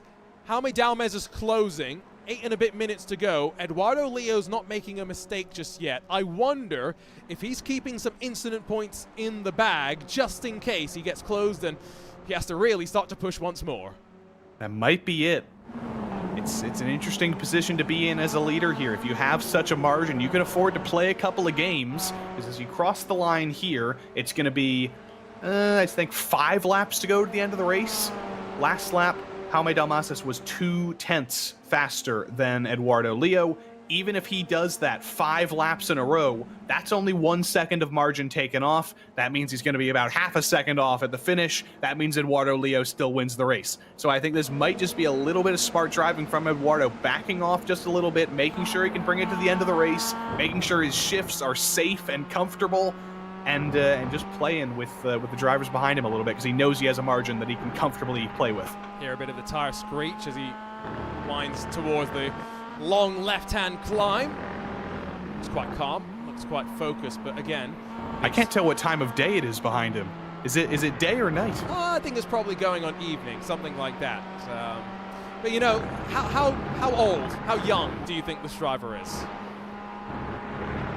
17. That's what it says on his Twitter. And again, it's something that I was kind of talking about with the judges. I was having a bit of a chat with them just before we started today. And we were joking about some of the drivers in Prodigy Week Part 1 had never been in a racing car. Some of the drivers in Prodigy Week Part 1 had never driven a real car, period. And then some of the drivers in Prodigy Week have probably been sim racing before some of these drivers were born. Yes. We've heard some of those stories about the old Grand Prix Legends days and the old early 2000s stuff. Yeah, if you're 17, that means Eduardo Leo was born in 2007 or 2006. Man, you're making me feel very, very Those are not old. real years to be born in. That's insane. Man, I'm turning the big 3-0 this year, apparently. I refuse to admit that. I refuse to acknowledge it, but apparently it's going to happen to me. We do maybe have traffic. That's Braden Hope, who I don't think is going to end up being too much of a factor for either Eduardo Leo or the trailing cars behind. Remember as well, mentioned it a couple of times, but this coming Thursday, April 11th, 2 p.m. Eastern, right here on the Racing Prodigy YouTube channel. You can join us for the Prodigy Search Selection Show for our iRacing Tournament. 3 Prodigy passes will be on the line. Max Pappas alongside Random Call Sign will comprise of our committee to pick our very, very worthy winners and find out what happens there. What's happened to Jaume Dalmas, because he's just dropped off the timing screen as well. Has he been disqualified? Or was that a technical issue for him? I didn't see him run off the road, but if he's just been playing with track limits all race long, he may have just gotten disqualified from his final incident point. That is the margins that, again, have been really keeping us focused at the start of this race. Let's see if we can ride. Probably the best perspective is going to be ride with Matt Caruana and just see what he saw and when that car just appeared, right? Let's do it. Riding on board with Caruana behind him. Does Jaume throw it off the road here? Oh, he clips. Yes, he does. He clips the sausage, throws it in the sand, and bye-bye. Instant limit. Ouch. Okay, here's where I'm gonna make a comment where Lewis Bilaker made the mistake where he blew his engine, right? That's something where the judges will go, all right, that's maybe something we'll look at. When you intentionally keep running wide, the judges will also have to keep that in mind, and maybe those behind that weren't running so aggressive, the likes of Bellarmine, who now gets in front of Caruana, might be a little bit more worthy, if that's the right word, of the judges' save. Yeah, I don't know. I'm thinking about Matt Caruana probably being the favorite there, assuming he doesn't win the fan vote at that. He's been strong. He was definitely going to be in contention for the win, if not for some early trouble from one little mistake with a slowdown. I think Matt Caruana is definitely going to be number one there in that decision. Or maybe Eduardo Leo ends up getting one of the judges' votes if he ends up having a mistake that loses him this race. That's still possible in the final 4 minutes. Yeah, I don't think that Caruana is too happy. He did race in the British Formula 4 Esports Championship last year. Seen him as one of the rising stars in many ways of British sim racing. And this will be a chance for him, of course, to make his next step on that Ethereal journey. And, of course, be a part of that Prodigy draft and the real World Prodigy Racing League series down the line. But, of course, that's all still left to come. This time by, it's going to be 2 laps to go, isn't it? It will be. I don't know if it's going to be a race against the clock. I think it is just solidified 2 laps to go. The battle for second, essentially the battle for the win, or maybe just a battle for who gets one of those judges' picks. Maybe one of them goes to one of those drivers down the field that ran into trouble early, and one of them goes to whoever wins that battle between Caruana and Bellarmine. I don't know, but these guys are trying to get their own glory as well. Jordan Johnson, Kyle Ridley, Fripp, Rosa Soto. These guys have been under a blanket all day long. About 7 drivers fighting for these spots, and now it all comes down to 2 more times around. Gotta wonder if Kyle Ridley, 13 spots gained, he could be one of those very much looked at by the judges to say, you know what, he didn't have a great qualifying effort, showed some great racecraft in the Aztec Simsport white Mazda Spec MX-5 machine. Maybe he's one that deserves a bit of a save as well. I don't want to try and be the judge because, quite frankly, as I told them, I don't envy the task they have to try and pick just one of the talented 23. There's many different ways they could look at it. It might be a fight for second, though. Eduardo Leo still just out of drafting range as they'll rise to the top of the hill and begin that plunge down the corkscrew for the penultimate time. It just hurts your spine seeing him send it through turn 6 like that. It's difficult enough in sim to be that committed, but just imagine doing it in real life when you're feeling those G-forces, when you're feeling that spinal compression, and then you're feeling going down the corkscrew a little bit like a roller coaster. You're literally plummeting down. I don't know the exact grade of the corkscrew, but I imagine it's about 45 degrees, dropping down stories upon stories of height. It's good preparation in sim, but all these drivers, they really want a chance to do this in the real world. They want to feel those real forces. And the Atlanta Motorsports Park, not too dissimilar from Laguna Seca. Tight and twisty, huge drops. It's a good place to prepare yourself for that. Not a bad point, actually. The final corner has plenty of elevation change, and maybe it's not as dramatic as the corkscrew and maybe not as famous, but definitely quite intimidating. As the white flag flies, we're about to find out the second winner of a Prodigy Pass here at the WeatherTech Raceway Laguna Seca in the postseason finals of the Prodigy Racing League Spec MX5 Golden Ticket Series on iRacing, powered by SuckerPunch. Still 1.4 at the front. Bellarmine and Caruana going to keep each other honest, but I mean, we missed the first 5 or so minutes. I think based on what we saw there, Joey, this final a lot wilder, a lot more unpredictable, as Carl Ridley and Jordan Johnson get disqualified from this race as well. Oh no. Two of the biggest success stories, Kyle Ridley up 13 spots, Jordan Johnson up about 6 spots, and both of them plummeting down the order. I think Chad Pettycord might have run into some trouble as well.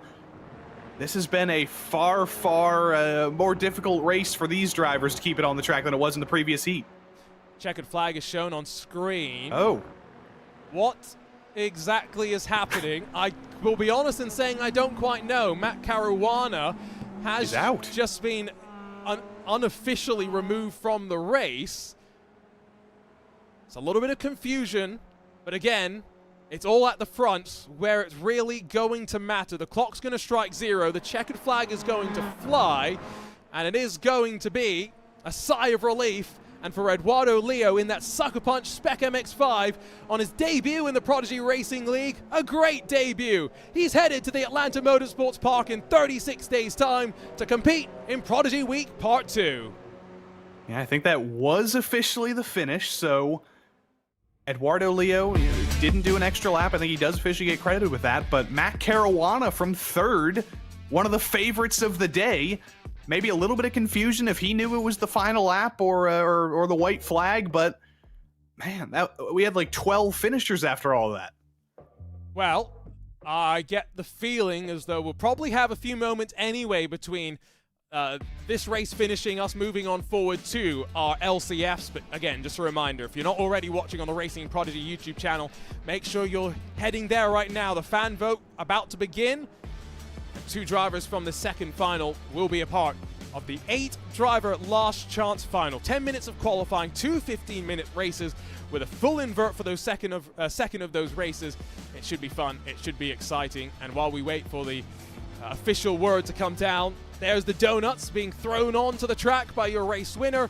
And we'll grab a look at your race results and grab a word with your race winner as well. Eduardo Leo, the Italian, heading to Prodigy Week Part 2. Thomas Bellarmine, 1.1 seconds back at the end. Not quite sure what happened on that final lap with Martes Alvello and then Byron Mitchell, Dakota Fripp, the rest of your top 5. Michael Rosa, Joshua Soto, and then Wanji Lin, Sam Schlachlik, and then Brian Hediad round out your top 10. 11th going the way of Michael Sikorsky, Trevor Anderson in close pursuit, and then Aviv Cohen and William Augustine, the final drivers on the lead lap. 1 lap down for Matt Caruana, Jordan Johnson, and Carl Ridley.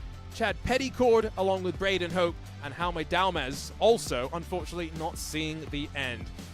JD Rodriguez, Luca Becker, Will Redford, and then Angel Almaraz and Stefan Vettel round out your top 25. And just a reminder, voting now open for the fan vote for Final 2. So you should make sure you're on the Racing Prodigy YouTube channel. You're paying attention to make sure your voice is heard. Let's bring in, though, the winner of this second final. Let's have a chat with Eduardo Leo. Eduardo, talk to us about that. It seemed like plenty of action behind you. You, though, fortunately didn't have to deal with it too much. Yeah, good evening, everyone. That was quite difficult. Honestly, I had a lot of fun. The combo was pretty interesting, but yeah, I caught the opportunity when it came to me. As I think it was Matt who took the slowdown and then created a bit of a gap. That was crucial because then you can push and focus on yourself and not on the drivers behind. And I think that's all. I did all the rest of the laps when I was alone, like trying to not do any stupid mistakes, especially with the manual shifting with this car. It's really easy to blow up the engine, so I made sure I didn't miss shift or anything, so I dropped a bit the pace, but that worked out in the end. I managed, I think, pretty well. Honestly, I think I wasn't the fastest on track, but yeah, I just caught the opportunity when it came, and yeah, I guess I managed to do a clean race. That's the sim racing answer. We've heard it all polished and stuff. Give us the emotion. You've just won the Prodigy Pass. You're going to drive the Radical SR1. How's that feel right now? That's unbelievable. I think I've never won a contest, and imagine winning my first one, like of this caliber. Like I cannot wait now. I'm just counting the days. It's only about a month away. I saw you last year in the IMSA Esports Global Championship be very, very quick in qualifying, and that really, I think, showed me your potential. What do you think this opportunity means to you, though, to make this transition on this E2 pipeline, to potentially have a chance to be part of the Prodigy draft, to sign a professional real-world racing contract in the Prodigy Racing League? What would that mean to you down the road? Well, I hope I can show my skills to everyone, also in real-life racing, I guess. I don't know. I think I can transition all my skills I've learned on sim racing also to real life, because we've saw a lot of good drivers doing the transition, and I think I hope at least that I will be the one that gets the opportunity. Well, looking forward to seeing you out there in 36 days time. Enjoy this feeling. Can't wait to see you out on track. We'll see you at the Atlanta Motorsports Park. Thank you, Arjuna. Thank you, everyone. Eduardo Leo, your winner here in the second of our finals from the WeatherTech Raceway Laguna Seca. Now, a couple of moments, Joey, for us to calm down a little bit, for the 8 drivers to get into this next race session and to get focused at the task at hand. What do you think's going through their minds as they've been given one final opportunity, still, of course, waiting for that fan and judge vote to come to an end for race number 2? Well, they probably let out a very long and primal scream, knowing that Luis Bielica is in the LCF with them. They don't want to deal with him. They don't want to have to try and beat him, but unfortunately, the reality is he is going to be the big favorite. He is going to be exceptionally difficult to get through if he can keep it mistake-free. But it is a wild card of a format, Arjuna. It's not just a 30-minute race like we've seen in these 2 finals. It's 2 races. The grid is reversed in the 2. It's not necessarily just going to be about winning. It's going to be about winning the first race and then potentially driving your way forward in the second race as well. Offense and defense, both required. Yes, and I like as well, right, that 15 minutes means there's not much time, so we're not going to be sitting around for as much of the race and waiting in some ways for the action to develop, and that's sometimes where we do end up sitting and waiting. Didn't get much of that in Final 2, much to our pleasure. 2 judges, as mentioned, though, helping save 2 drivers from each of our final. We're delighted to have Chris Nunes and Nathan Nicholson join us as our judges. Very experienced on the Mazda ladder, understand what these drivers are fighting for, their opportunity. I caught up with them earlier today to have a bit of a chat with them about their involvement in Prodigy Week Part 2. We're joined now by our judges here for the finals of the Spec MX-5 Golden Ticket Series on iRacing. Chris Nunes and Nathan Nicholson. Guys, welcome to the show. Glad we can have you. And Chris, let's start with you. We're talking as well, right, so much today about the journey of going through Prodigy Week and becoming a professional race car driver. As someone that's gone through that journey yourself, tell us a little bit about what that process looks like for you as a driver. Well, there's so much talent at Prodigy Week last year. I mean, every driver was fighting for that last 10th. The whole week was action-packed. There's a lot that goes into being a pro racing driver. And what really separates drivers from grassroots to pro racers is their ability to be the whole package. And that's what I'm going to be looking for with these drivers for Prodigy Week, is who's not only fast, but who is personable, who speaks well on cameras, who's able to show sponsors that they can give them a return on investment. So it's not all about being that quote-unquote fast driver as much as being the whole well-rounded package. And that's what I'll be looking for. And I guess that goes as well to the scholarship, right, Nathan? And as you continue to make those steps up, you know, going from Spec MX-5 to the MX-5 Cup Series, what's that process like for you as learning along the way with all the resources that you get through those scholarship opportunities? Yeah, Mazda really takes care of their drivers, and a lot of the value you get from those scholarships is before you're even chosen as a winner. The support they provide in helping you grow as a driver, and all the scholarships about is showing them what you've learned, and then after that, they continue to support you through MX5 Cup, continuing to help you learn in the professional paddock. And, you know, Chris, you kind of alluded to it. You were there at Prodigy Week Part 1. It was great to see you kind of interacting with those drivers and giving them that feedback for a lot of them as they got into the car for the very first time. What was some of the takeaways, though, that you took, right? Because we had a bit of a mixed bag. Some drivers had experience in race cars. Others had never driven a car at all.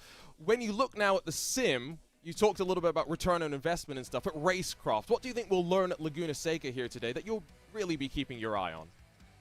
Ooh, I mean, Laguna Seca is a very racy track. I'm from California, so it's one of my favorite tracks.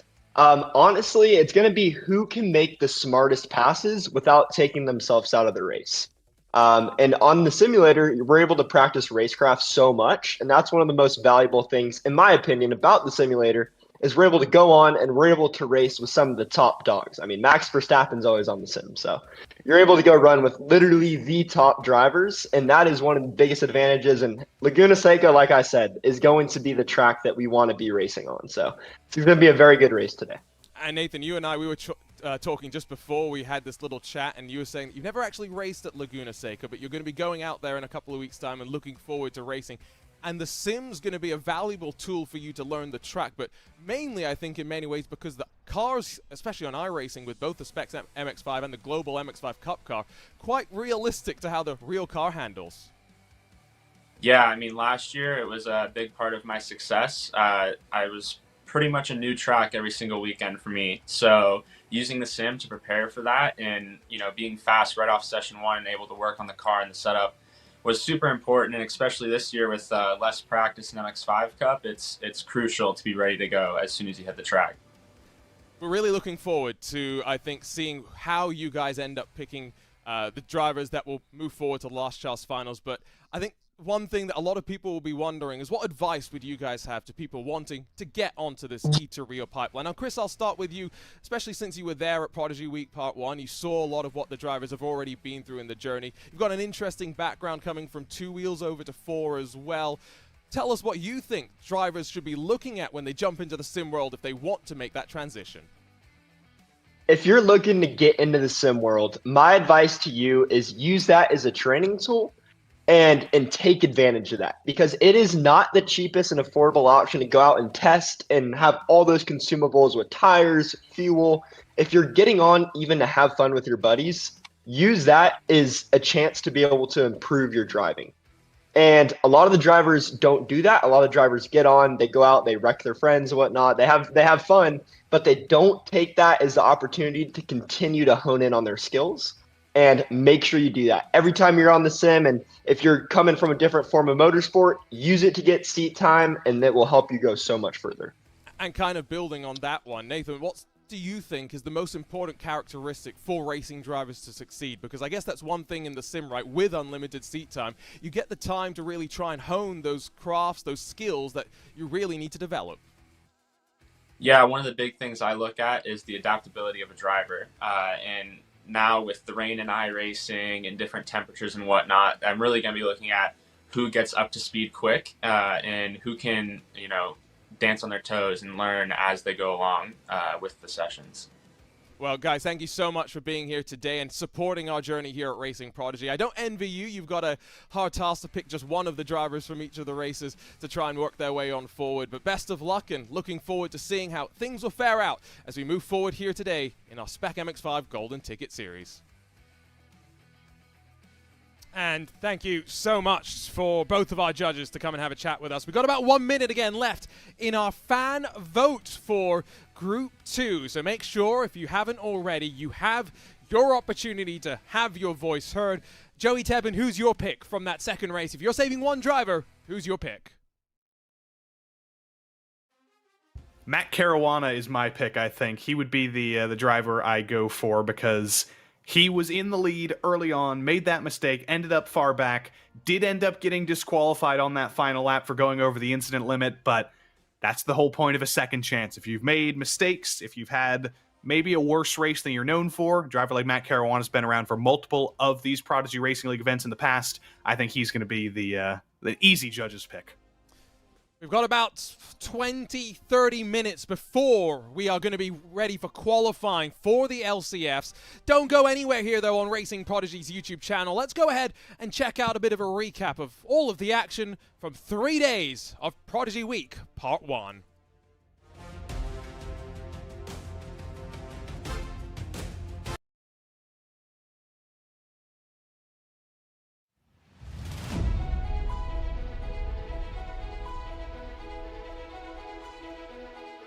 Well, welcome everybody.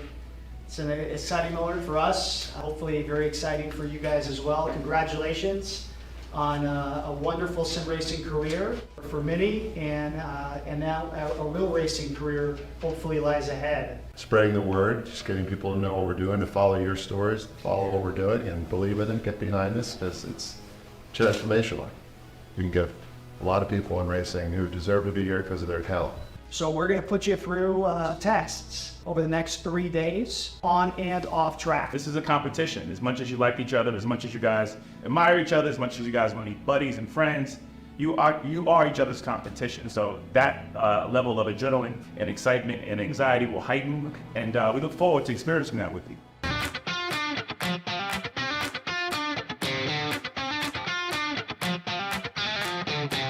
Welcome to Racing Prodigy. This is the physical assessment side of things. You all are sim racers, which physically doesn't really require much of anything. I'm sorry, but it doesn't. And you have to learn that driving a race car is hard. The forces on the neck are tough. G-forces, the reaction times are a lot different now. You screw up now, you're in the wall. Not like being in a game where you reset things. We're going to measure your aerobic capacity. So the test that we're going to do today, we're going to run through a 12-minute run on the treadmill. You're going to run for 12 minutes as far as you can, one at a time. As soon as you finish, you sit down for 60 seconds. We'll measure your heart rate recovery. That's critical because in the race car, the heart rate's going to go high, but you want to have it set up so that you're fit enough that it drops as quickly as possible. That's one test. We'll do a reaction test. You'll measure your reaction times. We'll measure your grip strength test with a dead hang where you're hanging from a bar. Neck strength also, and then we'll do an upper body push-up test. Those are the 5 tests.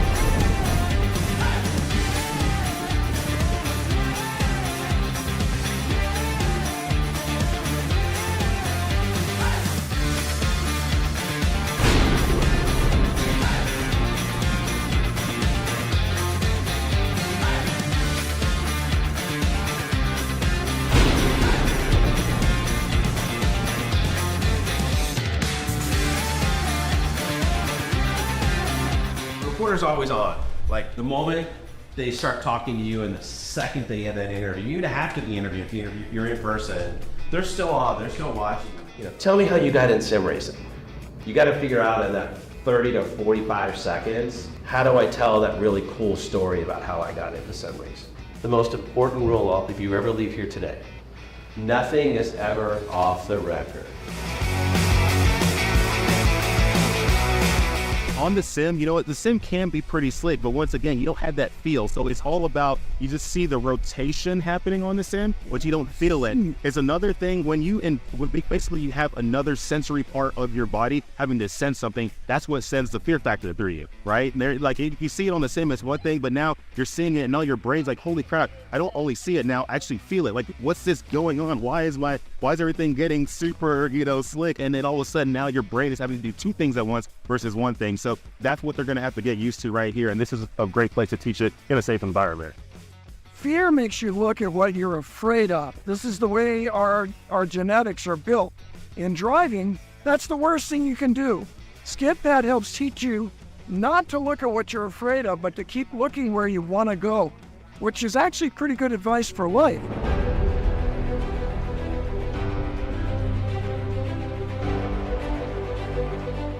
this is going to be your second on-track experience. You've already done the skid pad, and now you're actually about to jump into karts. So we're going to take you to the way, way back, right, where some of you may have possibly begun, maybe some of you have never karted before, maybe you've done rail karts, you name it, whatever.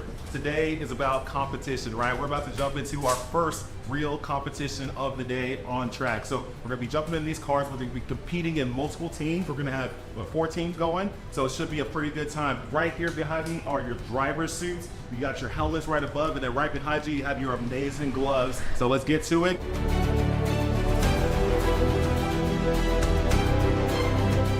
And our prodigies are out there. It's the final bit of day 1 activities, and we have split them up into 4 different teams with 4 different coaches as well.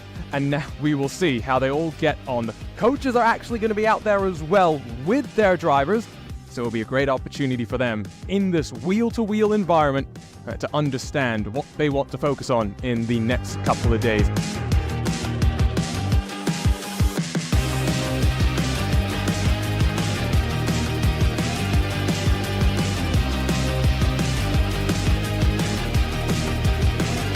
This karting track is also Herman Tilke designed, and it does bear a lot of similarities in a lot of ways to the main track itself. Of course, the elevation change and the way the corners kind of rise and fall, but those rises and falls, those crests and valleys, that's what really requires the drivers to adapt around to the situation that they are dealing with.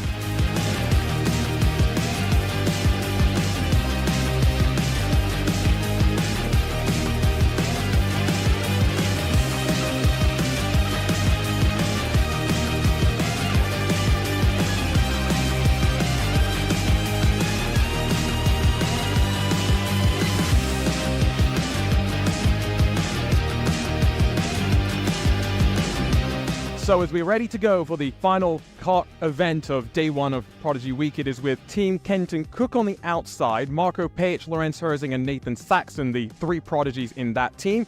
We've got Randy Popes on the left-hand side and his team of Andrea Leonardi, Lauren Bertin, and Ciro Zambra. As we come toward the opening corner to get the green flag out for the final of day 1 of Prodigy Week.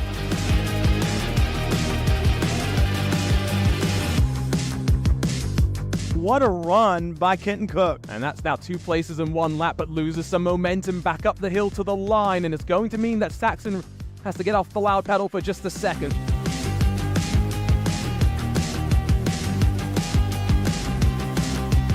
It is still quite close in terms of points, though, as the flag is going to fly.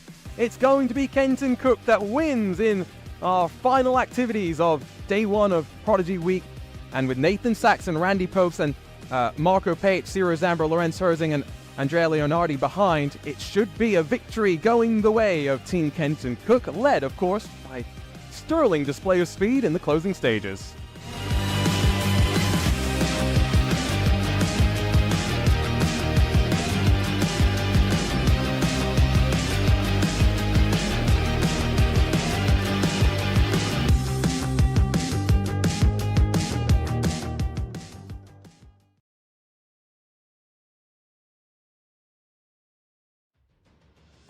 Good morning.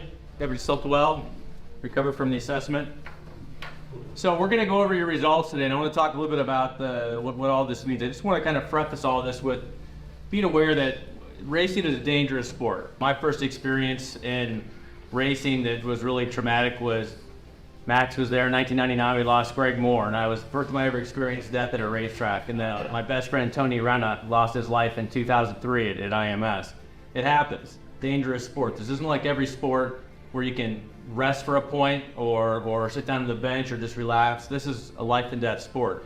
Physical preparation is critical. Reduces your risk of injury, recover faster, it might save your life. So all these areas that we tested today aren't just because we want to see who's the fittest person out here. A lot of these things are habits that you should take on for the rest of your career. Drivers should be great at anything outside of the car. They should be really good at all sorts of activities. That's my advice to you. Everyone has some work to do here, so I think based on these reports, you kind of know where you need to target. I am surprised at how well everybody did, because these are sim drivers, and sim drivers don't have any G-forces to deal with. You're pushing the brake pedal, steering. And so, I mean, I'm impressed with where you guys are.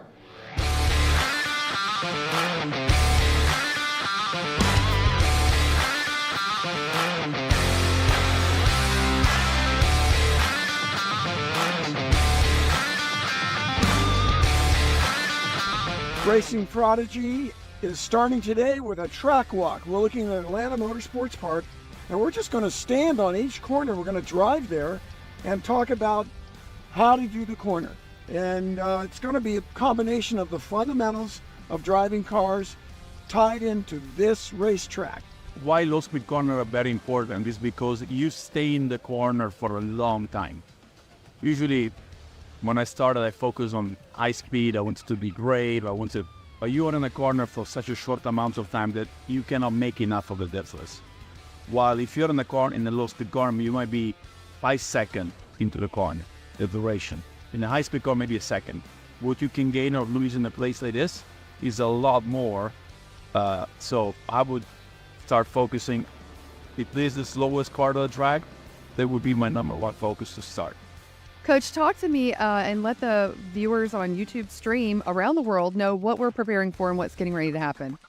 Yeah, so the drivers are finally going to go out on the racetrack for the first time this week in the SR1s, and we're going to prepare them for how the rest of the event will go, right? So these cars record data, they record video, and when the driver comes in, we're able to pull that from the car, put it into a computer, and go over their session lap by lap, corner by corner. How hard did you brake? When did you go to throttle? Where'd you turn? Right, we can start to kind of pick apart a lap and give them the best way to do it and the most efficient way and the fastest way to go about it.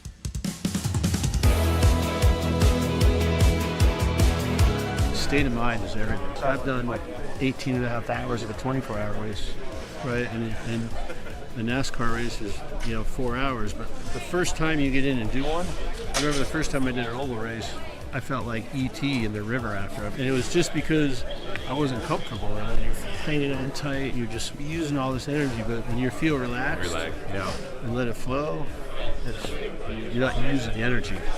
And you don't have to drive forever.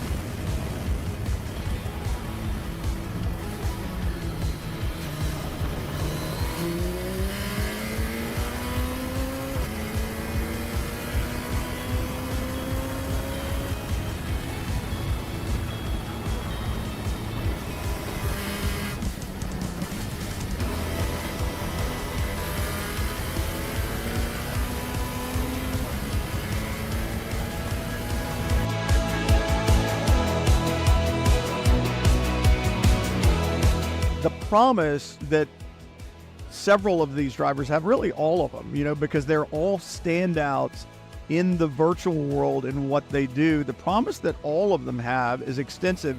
Some will, like every other driver you see come into motorsports, some will leap up to the performance levels very quickly. They just seem to have a natural ability. Others have to study it and work, but they get to the same level. It just takes them a little bit longer. So I expect big things out of all 12 participants.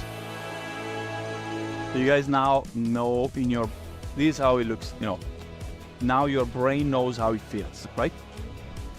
Let it settle in. Think about it. It's like if you press record. Your brain recorded everything you did. You just need to give yourself some time for it to process. If you would just go up now, you would be 30% better just because you just did it. So you know what to expect.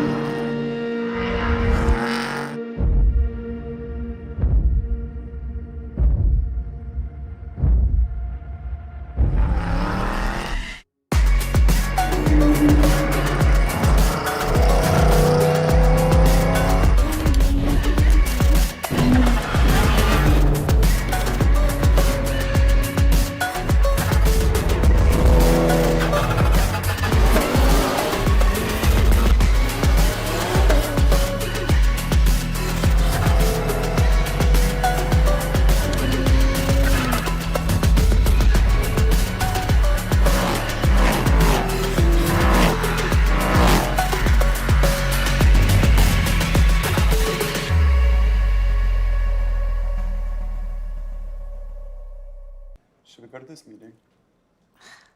Yeah. Let me just get a snack first. Snack? I brought a snack. Oh, that's okay. I'm good. No. I got this.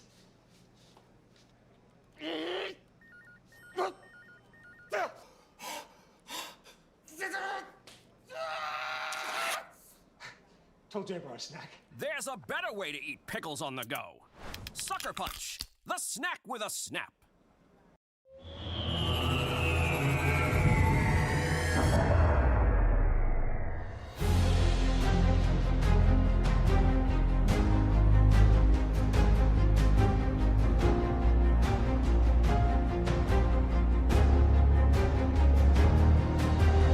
When you look at the number of participants who had a shot at this, who wanted to be one of 12 of 60-something thousand, I mean, that's impressive in and of itself.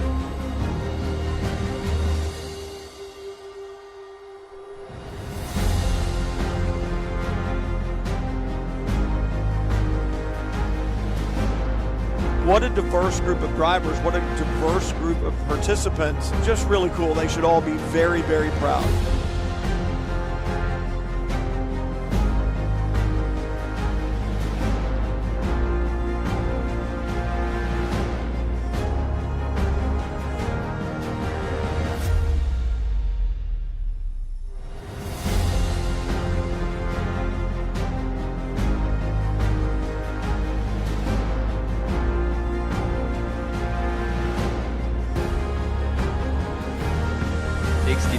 Players around 4 platforms.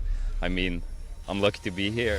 We about to change the game. We out here taking names. Let our voices rise. Let them reach the sky. We about to change the game. We out here taking names. Let our voices rise. Let them reach the sky.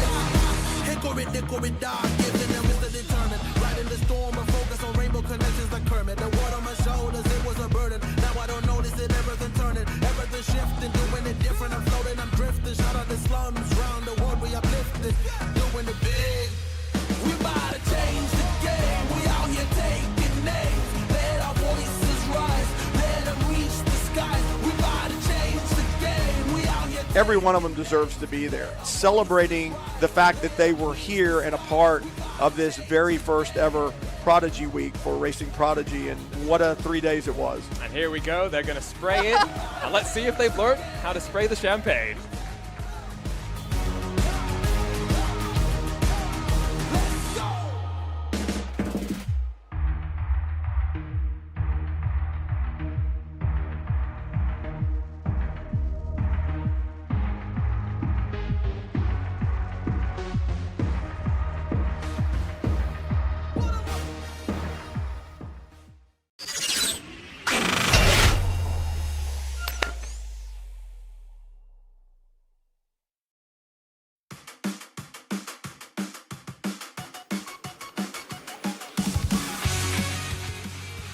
Two drivers have already punched their way to the Atlanta Motorsports Park, and now time for one more to join them. Ready to go in the last chance finals of the Prodigy Racing League Mazda Spec MX-5 Golden Ticket Series on iRacing, powered by SuckerPunch. Glad you can keep us company here on RaceSpot TV and on Racing Prodigy's YouTube channel. Arjuna Kankipati joined alongside by Joey Tebben. And Joey, let's be honest, an interesting couple of finals that we've just witnessed. The first one maybe a little less physical than the second one, but it set the stage very nicely for what lies ahead. The first final, a dominant driver, seemingly untouchable, gets his day undone with a mistake and a blown gearbox. Second heat, a little bit more straightforward, a little bit more dominant, but that driver who made that mistake in the first final, Luis Bielica, will be back for a second chance. Matt Caruana from the second final, who was in competition for the win, also made a mistake. He'll be back for a second chance, and some fan favorites will be back. So if you're looking at the YouTube chat on the Racing Prodigy YouTube channel, that's going to be going wild. You've got whole countries represented. You've got families. It's going to be the craziest thing we've seen all night. And yeah, let's announce the fan vote and the judge save from Race 2, because you've all been waiting and trying to see if your particular driver has been selected. The fans have spoken, and Byron Mitchell, Mateus Alvalo will join us in this LCF. The judges have elected to save Carl Ridley and Matt Caruana. So interesting that I think they've looked at Matt and thought he performed quite well at the front. He's one to watch. And we talked about Carl Ridley being one of those drivers that fought their way forward from the back. Judges have a lot to consider and a lot of experience in these Mazda machines, Joey, from which to base it off of. Yeah, and Ridley was 13 spots up from where he started, I think, when he was disqualified from the race. But if you remember back to Final 2, I think half the field was disqualified from that race. So that's not necessarily something that's going to make the judges say no and they can't advance. So those are the 8, but it's not just going to be that one 30-minute race again. It's going to be 2 15-minute races, and the grid's going to be flipped. So anything could happen. It could be a driver who finishes 4th and 4th, theoretically, that adds up to the most total points. Or it could be a driver who wins the first race, starts at the back, drives forward, and wins the second race. Who knows? I think one thing that we are probably quite sure of, though, is now we're down to just 8. Passing is going to be plenty because they're not so worried about those behind trying to take advantage, right, Joey? And that's where I think that full invert is going to make it quite intriguing because the win pays out 8 points. 8th place pays out 1 point. So you can do the math to figure out everything in between. Add those two up together. Maximum points wins a Prodigy Pass. Seems quite simple, doesn't it?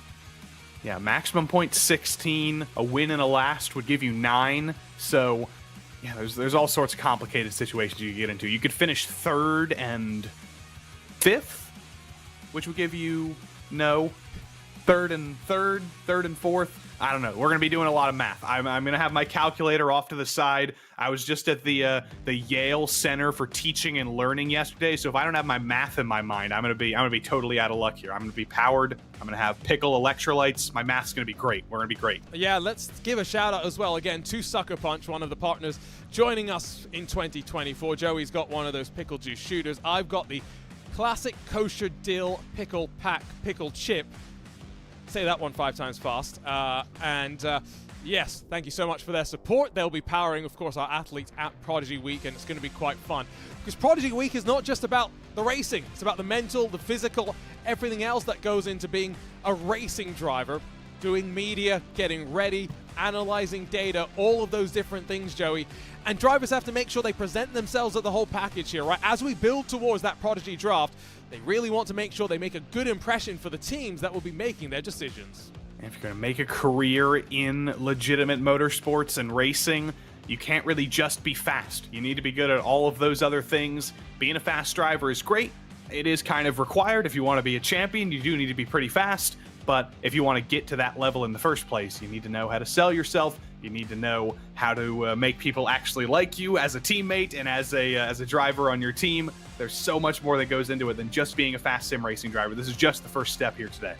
And the first step for the drivers, I think, is also Prodigy Week. If they haven't been in a racing car before, that's going to be an experience. Putting the Hans device on for the very first time, getting strapped in, buckled in, and well, I think that's going to be quite fun. Don't forget as well, as we begin to build, we're really getting close, almost 30 days away from Prodigy Week Part 2. Make sure you follow us across all the channels, social media to stay connected, YouTube, of course, to watch all of the action when we get underway on May the 13th.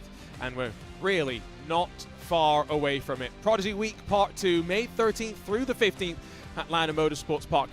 Joey, we've seen how fun that track is as well. We had one of our tournaments back in Season 1, Part 1 on R Factor 2 there in the Radical SR3. Elevation change, the story when it comes to that track. I remember down the hill, that high compression corner where we saw Brandon Hawken make so many moves in that tournament last season. That's almost like the corkscrew of Atlanta Motorsports Park. It's just a giant drop, lots of elevation change. This is actually a very, very good place to prepare yourself for the ups and downs of Atlanta Motorsports Park. So maybe all of the winners from this. Welcome back, ladies and gentlemen. Apologies for the technical issues. The joys of live broadcasting, things sometimes do decide to go wrong on us. It's still our Junior Kanki party here alongside Joey Tebben as we get ready to finish up qualifying for the last chance finals. Joey, 2 Prodigy passes already paid out. 1 more left to go. How are you feeling about the tension that must be building in the air? I'm even more ready now. Qualifying is underway, and you've got some of the absolute favorites out there. This is going to be what makes or breaks your day, I think. There might be 2 races. There might be 2 combined points affairs here. but you're still going to want to maximize qualifying in race 1. You don't necessarily want to do any gamesmanship and maybe finish last in race 1 so you can start on pole for race 2. You want to be up front. You want to do everything you can in your own power to set you up for success. And I like that we keep mixing up these formats, right? Season 1, Part 1, that was all about win and you're in, basically, right? Let's be honest. You had the search selection committees to help you out as well. But we have full season tournaments now. We had 7 weeks building up to this, and now drivers get their opportunities to go once again. I like that they had the fans to come and save them, the judges to come and save them as well. Joey, we're building up a bit of an entertaining model here in the Prodigy Racing League, and while there's no Prodigy Zipper, at least we've got something else to make up for it. And I wonder what could be next. What other kind of formats have we not tried yet? I don't think we've done an elimination race yet, where you eliminate last place every lap. I don't think we haven't done a figure 8 race yet. There's all sorts of possibilities. Figure 8 races, don't you? We could do so many things. There's so many more opportunities. Well, I feel as though these drivers now know that this is probably their final chance to make a statement on track. Let's not forget, next Thursday, April 11th, 2 p.m. Eastern, here on Racing Prodigy's YouTube channel, we'll be hosting our Prodigy Cert Selection show for the iRacing drivers. 3 additional Prodigy passes on the line, and Max Pappas alongside Random Call Sign, racing legend, content creator, representing both the real and sim, to hand out those Prodigy passes. Going to be quite curious to see what they feel it's going to be, because there's so many different storylines that we could talk about. And I'm glad that Michael Romanidis and I'm glad Brandon Hawkin no longer in the conversation, Joey, because they have very much been making their cases known.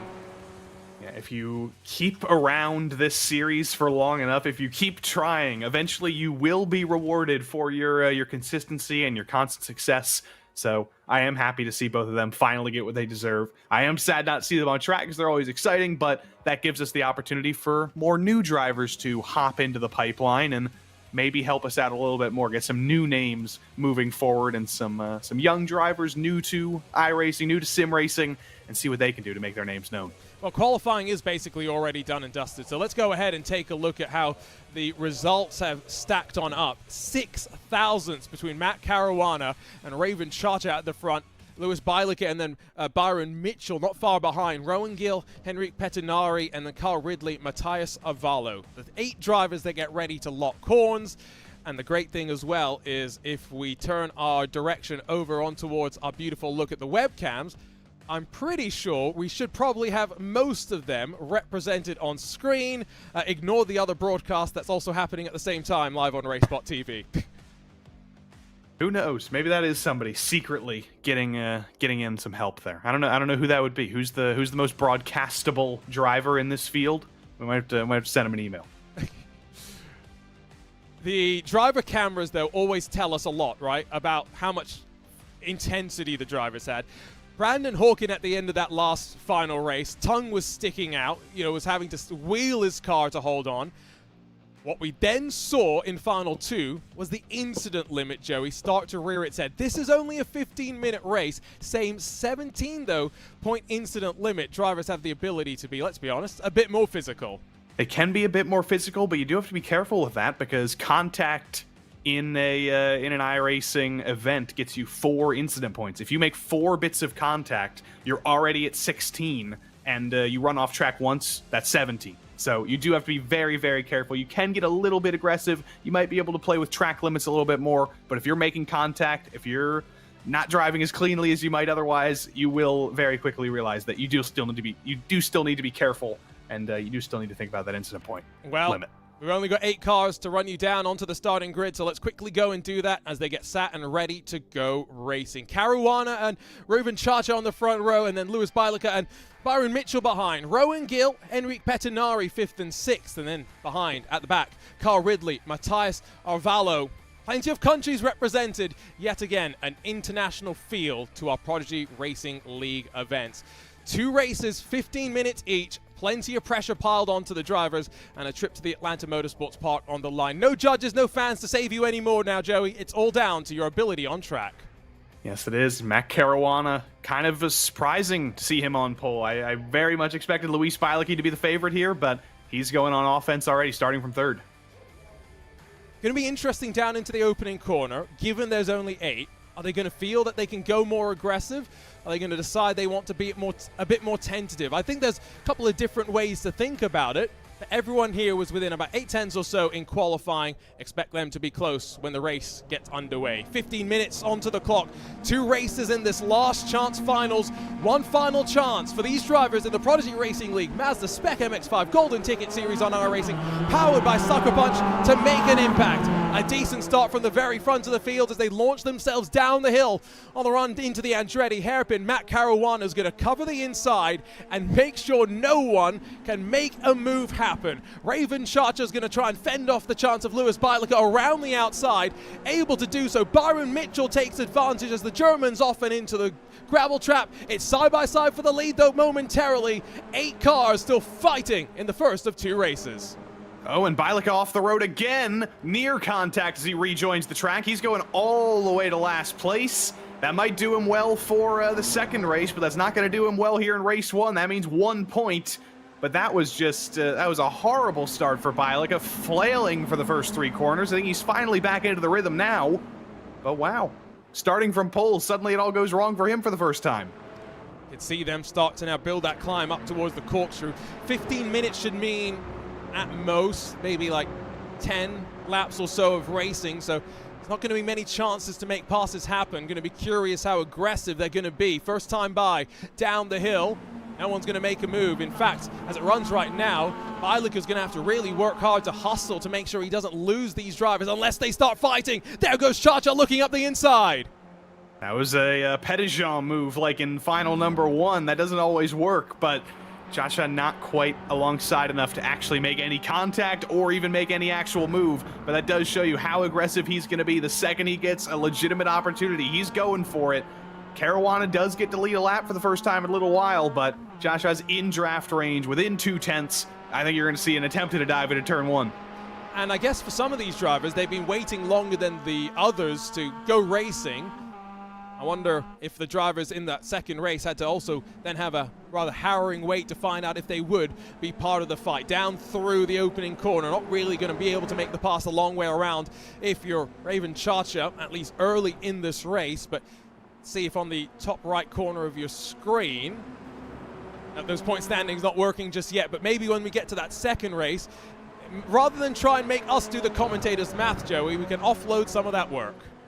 Luckily, this is, I think, easier than some other points formats that have 2 race total point affairs, because it is just 8, 7, 6, 5, 4, 3, 2, 1. So I think I'm going to take a screenshot of these race results at the end of it, and I should be able to do some math in my own head, but it is going to be difficult, and I do wonder if we're seeing some gamesmanship out of Lewis Beilicke, because I don't think, at least I don't believe, that he's magically 5 seconds off the pace after about an hour out of the car. I think this might be a little bit of gamesmanship for him. I think he might be going for that maximum of 9 points and going for the win in race number 2.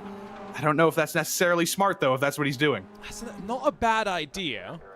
But, you know, it goes back to what we saw at Thermal Club, right, with the NTT IndyCar Series and the non-points race there and some of the weird and wild strategies that it's not going to win you the race. It might get you 3rd, but I don't know if it's going to win you overall, because if Matt Caruana starts last in race 2 after this win, he's not finishing last. He could finish 5th. Exactly, and so I don't know if it's really smart, given that those at the front are showing they can stay close together and still fight pretty close. And Raven Charcher gets the door slammed shut on him by the Aztec Simsport entry of Matt Caruana as back up through the start-finish line and down into the opening corner. They will plunge. Now, does Charcher try and cover off Byron Mitchell and Rowan Gill? No, because he knows that Rowan Gill's going to try and take advantage of Mitchell trying to go the long way around. Plenty of decisions being made. Rowan Gill now the long way around out through turn 3. But he'll have to cut back into line. Doesn't get it done. But these two are sort of the underdogs. Byron Mitchell and Rowan Gill were fighting for 3rd through about 5th in their respective finals. Maybe not necessarily in the fight for the win, but now they do have that opportunity. They are in the train, and Byron Mitchell especially has the most fan support in the chat right now, so he is going to be feeling a lot of power behind him, and this is as close as he's been to a win all day. He's definitely going to go for it if he gets the chance to. Now those points are working. That will make our life just a little bit easier. We always say on RaceBot, never trust the commentator's math, and even with something as simple as this, I'm not trusting Joey, I'm not trusting myself, especially with something so important. We've been waiting to try and see a lunge up towards the front through the corkscrew. It's still waiting for someone to make the desperation send that only Alex Zanardi or Roman Grosjean would really think about doing, but next time by will be under 10 minutes left to go. Bielica, like you say, he's holding steady right there though, so I don't know necessarily if this is intentional or if something actually happened at the start. He had a really bad first couple of corners and then suddenly lost about 10 extra seconds, and I just don't know where that came from.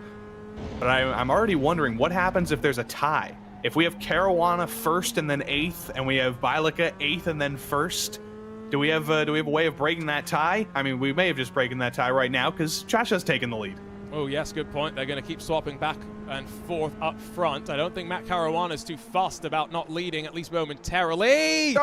Chacha gets turned momentarily there on Rowan Gill and Byron Mitchell's cars. There may be some damage now to the right front of that number 2 and to the left side as well. Raven Chacha's been through all of the fight so far and now down to 5th.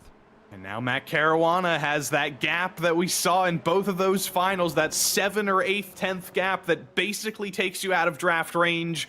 Byron Mitchell needs to be absolutely perfect now. He's got a little bit of damage on that car, but that didn't stop him from being fast in final number 2. He's got to keep close. He's got to make sure that battle for the win is still alive. And all Chacha can do right now is fight for every point he can save. And the tiebreaker, by the way, just looking through some of the notes that I had made, goes to the result from this first race. So maybe you do want to make sure you get the best result possible just because there is no other tiebreaker to then fall back on. It's quite crystal clear from there. So Chacha's got some work to do. Bielica's closed slightly as a result of all of that, but Caruana, Mitchell, Ridley, 1, 2, 3 down and out of the turn 9 and 10 complex rainy curve they go. And they'll hit the line with 4 laps complete. I do think we're going to get a full 10, and one thing I did note kind of when we jumped into the session is does look like the cloud covers very much come over the track since we finished up finals 1 and 2. And to translate that into California units, 82 degrees track temp Fahrenheit, so definitely not the hottest in the world, so it is definitely coming down a little bit, going to be kinder to the tires, and in a 15-minute race, I think you're especially not going to be thinking about the tires here. You're not going to see much fall off at all. You're going to be seeing 100% push, 100% tire shred, because you can afford to do that. These tires are okay in 15-minute periods. Yep, nope. And again, they run Toyo tires in the Spec MX-5 series in the real world, and we're glad to have Toyo tires supporting us at Prodigy Week on our BMWs for both the autocross and the skid pad work. This is Rowan Gill still holding on to 4th position, bringing some real-world Spec MX-5 experience in. He's got to close that advantage. Now 2 seconds to those up front, and look how defensive he goes on the left-hander that sees them climb back up towards the hill. Chacha's going to have a look up the inside of Pettinari, and that will allow them potentially side-by-side into the next corner. Very scary to do so. Chacha says no thank you. Nope, and Enrique Pettinari, whoa dear, there goes Rowan Gill, huge slide up in turn 6, and unfortunately can't save it, points it into the tire barrier, and that could be one extra important point now for Luis Bielica up into P7. It could be some extra points here as they're throwing everything at it coming down the corkscrew. And I'm hearing the sounds of engines slow, so I'm not sure exactly what's happening. That's a car on pit lane. What's happened to Byron Mitchell as well, who's come to a dead halt, and suddenly from the very back of the field, Matthias Arvalo finds himself fighting for not just the podium in this first final, but alongside Pettinari for what would be some very valuable points. Chacha and Mitchell going to be watching on for the next 6 minutes. What in the world is my question now? I think Chacha may have blown the engine on downshifts coming into the corkscrew. It's very high speed into fairly low speeds. So that is possible to do. And I wonder, with Byron Mitchell parking it on the outside there, did he have exactly the same thing happen to him?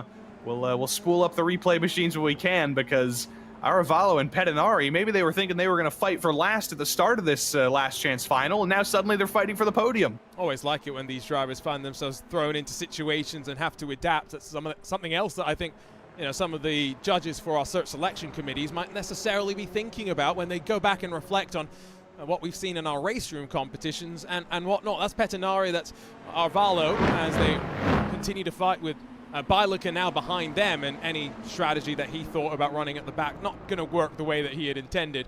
I think your leader, though, Caruana and Ridley, 2 seconds between them, past half time distance in this race. Don't think we're going to see too much change up front. I don't think we will, but with the amount we've seen so far, who knows what could happen. There's always the possibility of a blown gearbox now, or a mistake, or anything of the sort.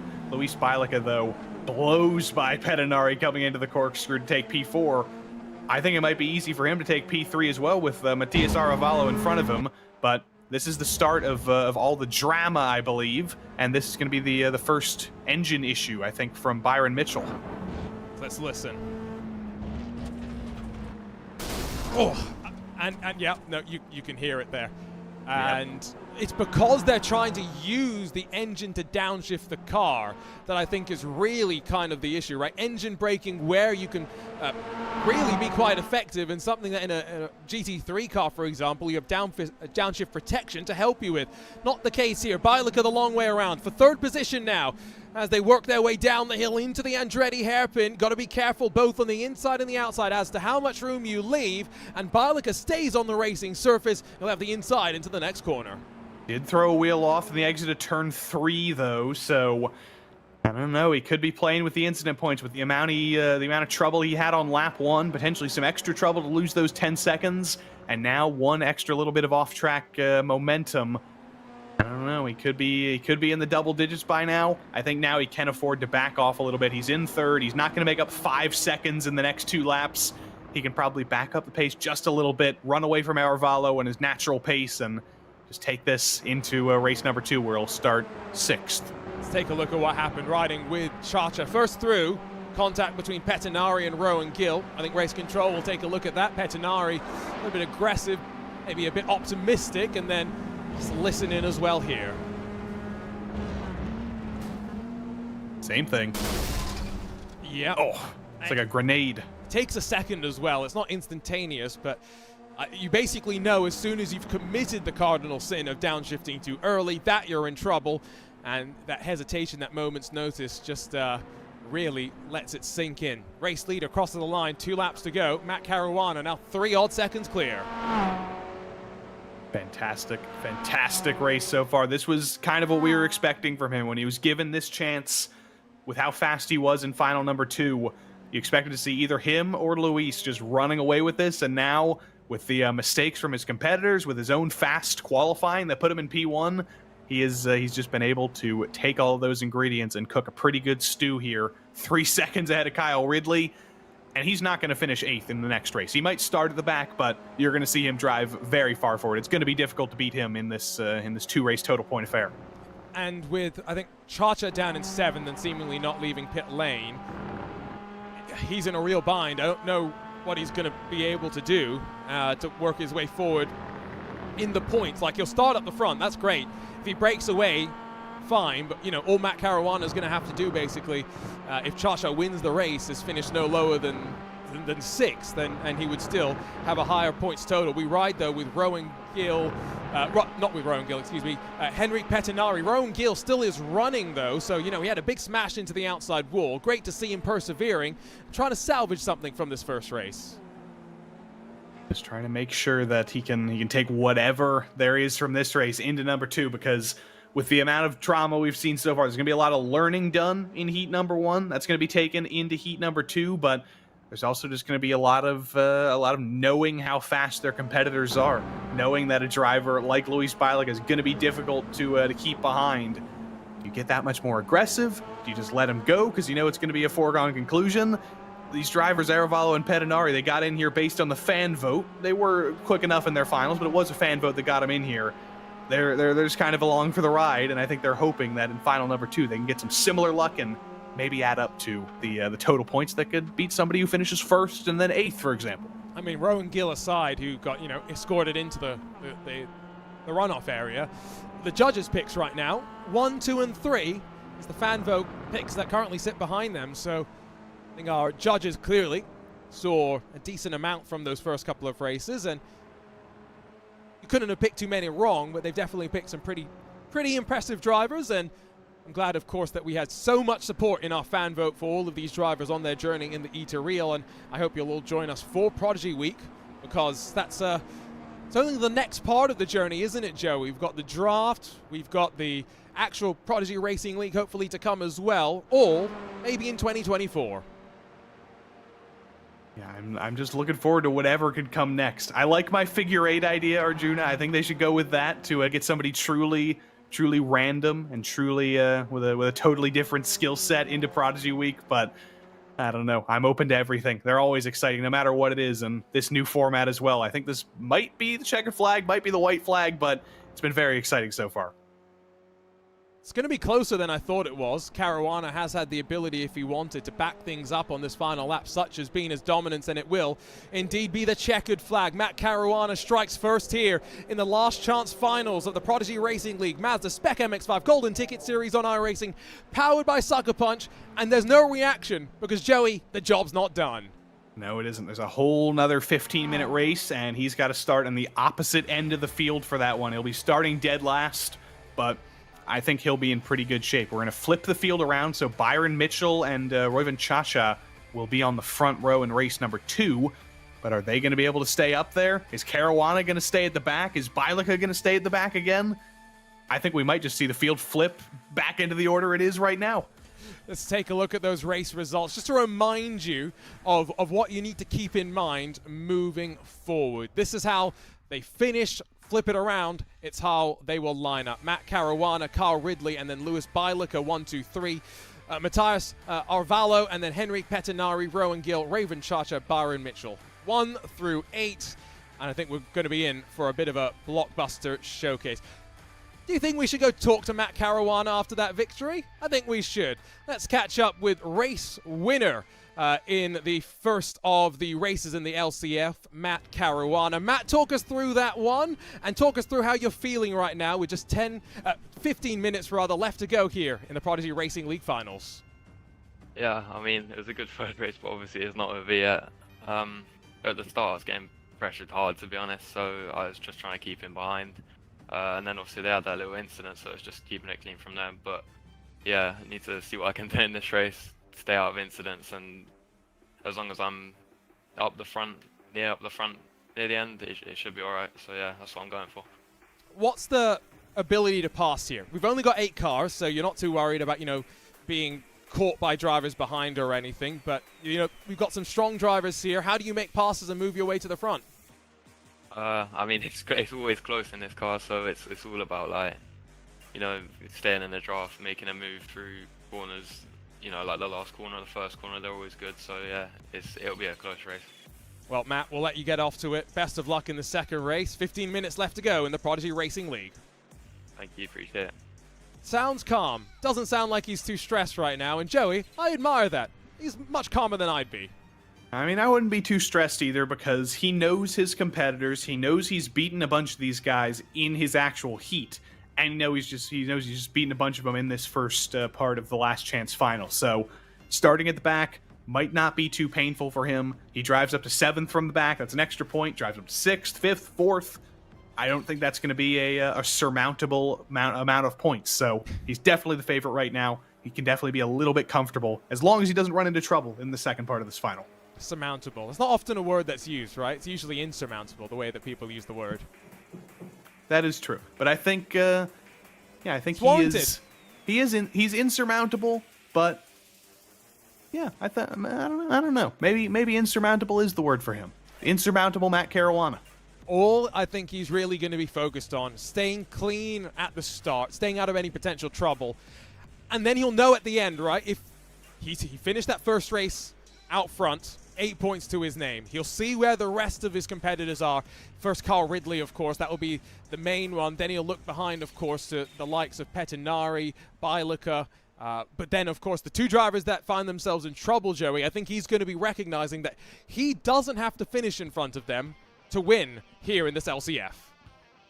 I just want to get this going. Theoretical math was never for me. I like seeing the real thing. And I think we've got a little bit of a warm-up on track right now. I just want to get this race going because Matt Caruana's ready. I'm ready. Everybody at home is ready. Luis Bielica's ready. We all want to see some more racing. We want to see this resolved, and we want to see that last Prodigy Pass going out. It's been a fun journey to get here as well. It's the final on-track action before we're at the Atlanta Motorsports Park 4, Prodigy Week Part 2. There's Rowan Gill as we continue looking at some of these drivers. Oh, there's Byron Mitchell. I love Lego. I love diecast. He's ticked both of those boxes off. I'm going to be cheering for him a little bit more now.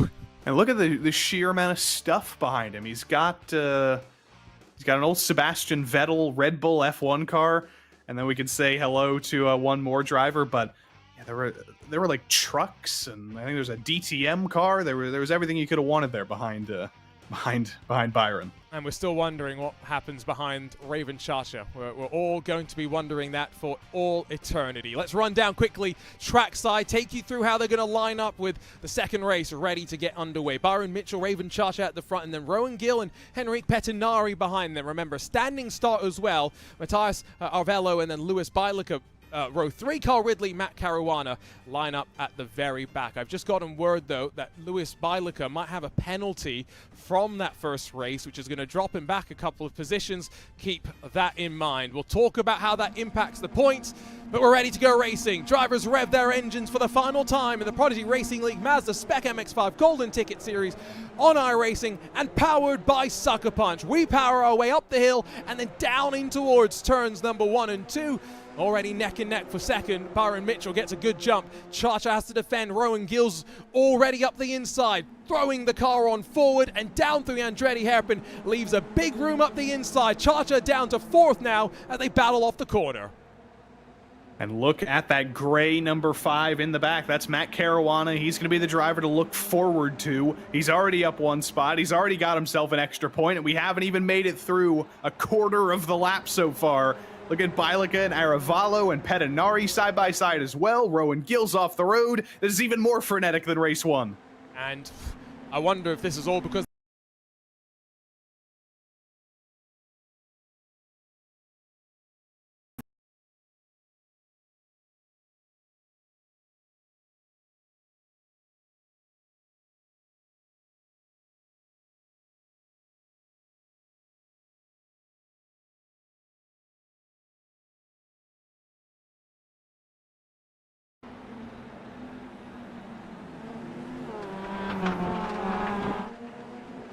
and so as Rowan Gill drops down the order, it just continues to work their way on through. Oh, wait, it's not good.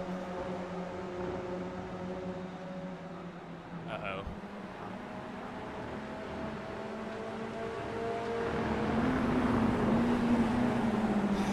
Damn it. I have to set up another restring. Give me a sec.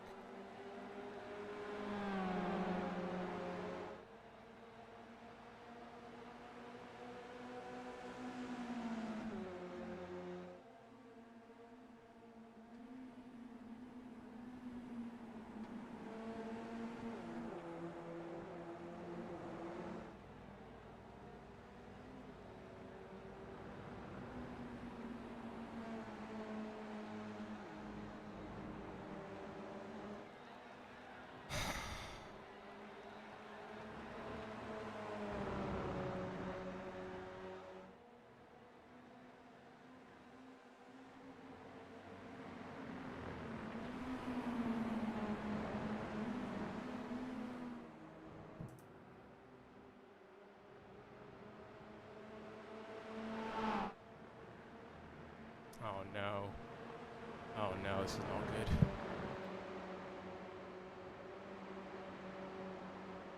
I'm just going straight to Racing Prodigy YouTube. We'll be up in a sec. Okay. Here they go, fighting their way down in towards. They're on in towards the rainy curve. They're fighting for the lead. It's still Raven Chacha that's at the front, but Byron Mitchell, Lewis Bielica still hanging close. Matt Caruana's been patient, Joey. He sits in that 4th position. And Matt Caruana right behind with my points calculations in my mind. In that 4th position. And Matt Caruana right behind with my points calculations in my mind. That means that Matt Caruana gets 4 points from this race, 8 points from race 1. That's 12. Right now, he is in the best position, theoretically. Because now, as I say that, Luis Bielica finished 3rd in race 1, 3rd right now. That would be 12 points for him as well. Unfortunately, he does have a 5-second penalty, which dropped him 2 positions in race 1, so he doesn't have 12 anymore. He's actually down to 10. Put Matt Caruana back in the lead in the overall points. It's crazy, isn't it? The way that this race just continues changing and the fight to make their way onto the trip to Prodigy Week Part 2, and we saw the emotion, didn't we, from Matt Caruana, or the lack of emotion, I should say. Contrast that to the emotion from Brandon Hawkin. That's what we're going to see when we get to the end of this race.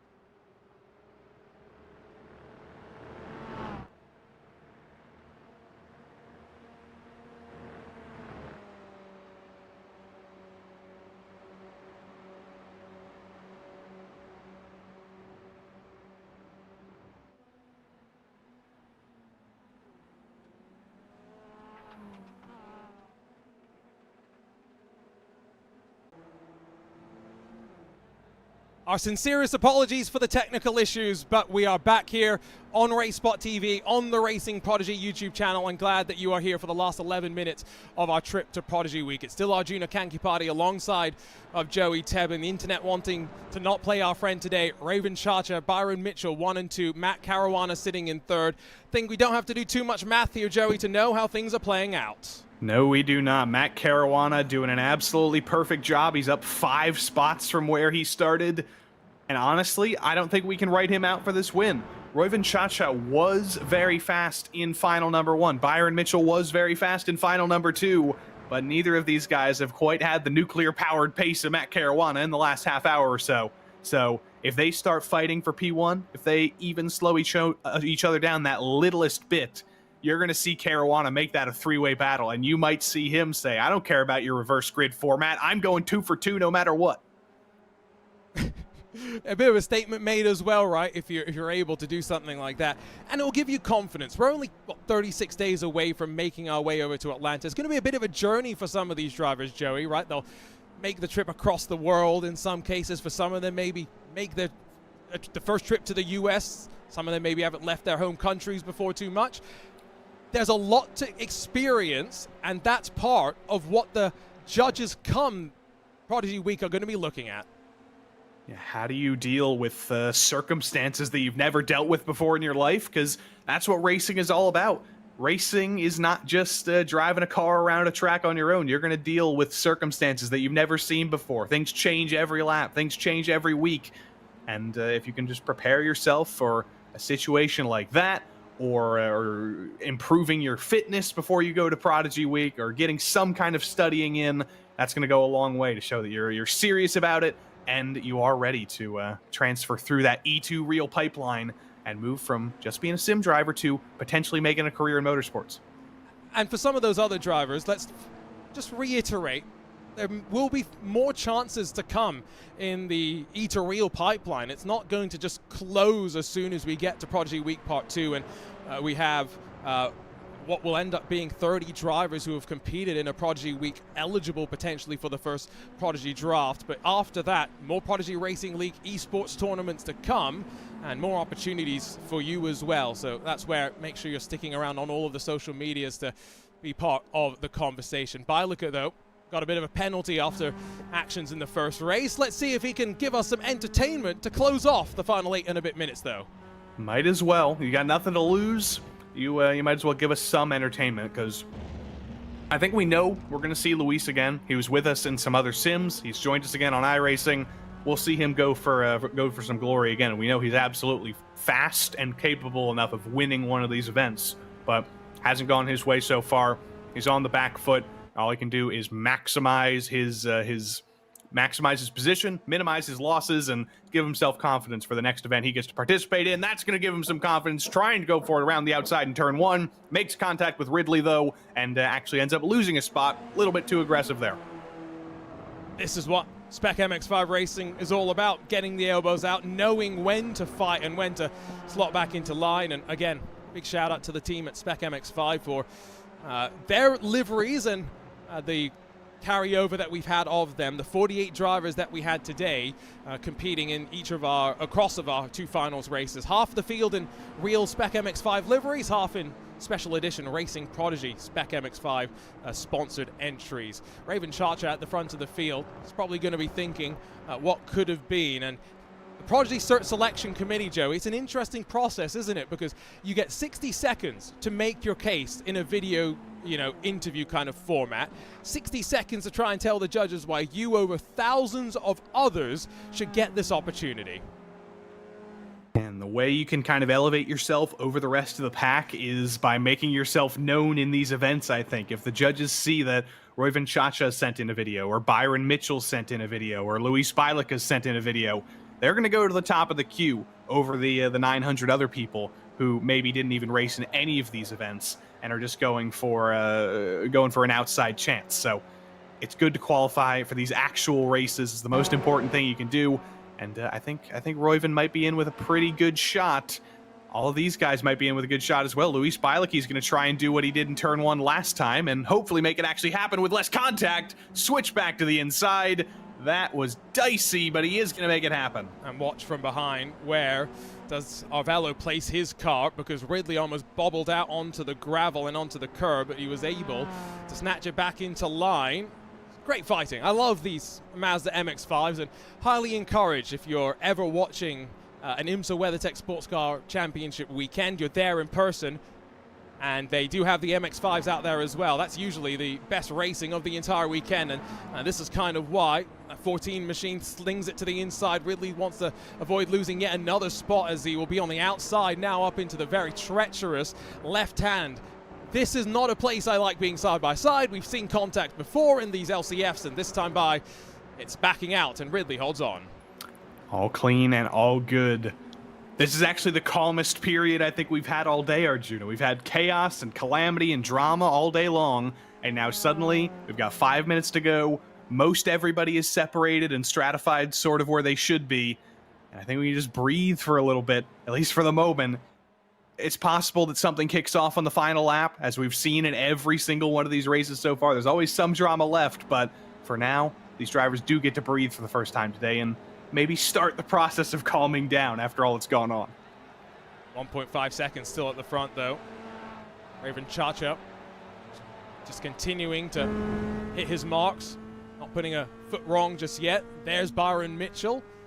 Looks pretty focused, stands up in his seat as he slams onto the brakes. You can see these cars move around a decent amount as they work through the corner as well.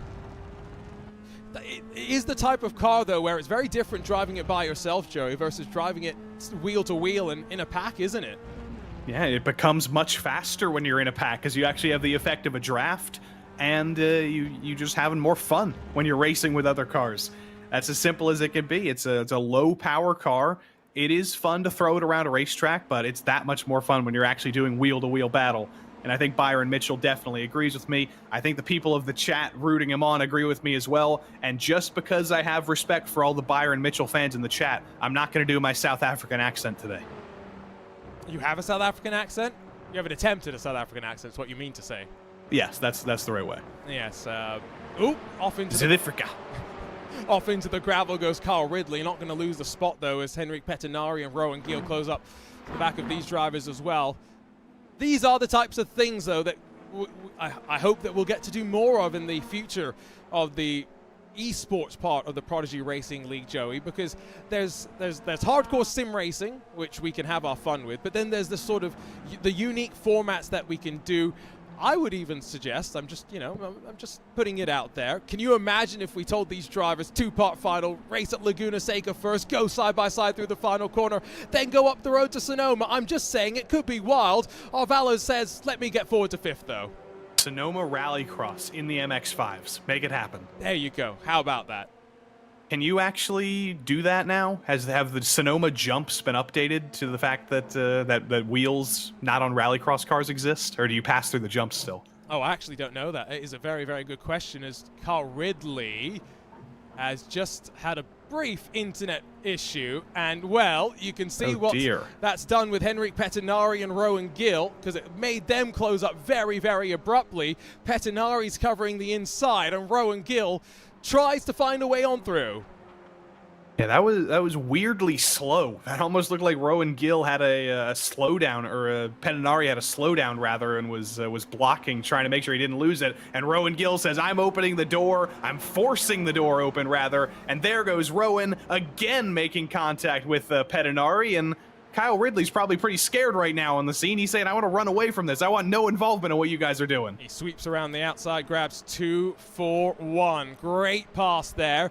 Just takes his momentum. And we were talking earlier about you have to both attack and defend. Sometimes you defend too hard, you lose too much speed, and Rowan Gill could do nothing but watch as down through the corkscrew. We'll get ready to, I think, see the white flag this time by Raven Chacha, Byron Mitchell, Matt Caruana. Still 1, 2, and 3. But I think it's pretty obvious, at least as it stands right now, with the white flag in hand, Matt Caruana 1 lap away from a trip to the Atlanta Motorsports Park. Indeed, 8 points in race 1, 6 points in race number 2. That's 14 points. Nobody else even comes close to that total. So it's pretty easy to say that Matt Caruana will win this thing, but that's assuming he actually finishes in his position. As we've seen so many times tonight, you cannot get complacent. The race is not done until you cross the line in the final lap. No money shifts, no off tracks, no contact with the wall. Then you get your Prodigy Pass, but there's still quite a few miles until that comes. Yeah, exactly. And you've got the rise up and down, and the trip through the corkscrew still to go. Rowan Gill gets turned on the nose of Pettinari, goes out wide, and going to drop to the back of the field. It's been an intense fight for these drivers. I think that kind of sums it up quite well. Laguna Seca, we always kind of knew it would be one of those tracks where you could make passes, Joey, but it was going to be difficult to get it done, and we've kind of seen that so far today. I feel as though passes have been possible, not been easy though. They've very much been possible. There's been some contact required, there's been some aggression required, but it has been so exciting today in both finals, in both of these last chance finals as well. We've seen some of the best racing we've ever seen in a Prodigy Racing League event.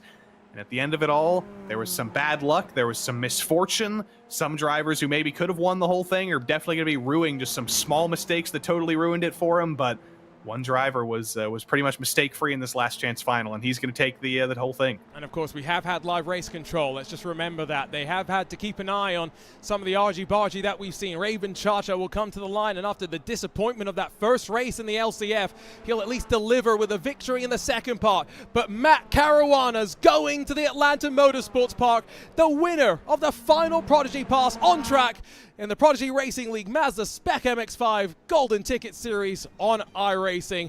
A puff of the cheeks.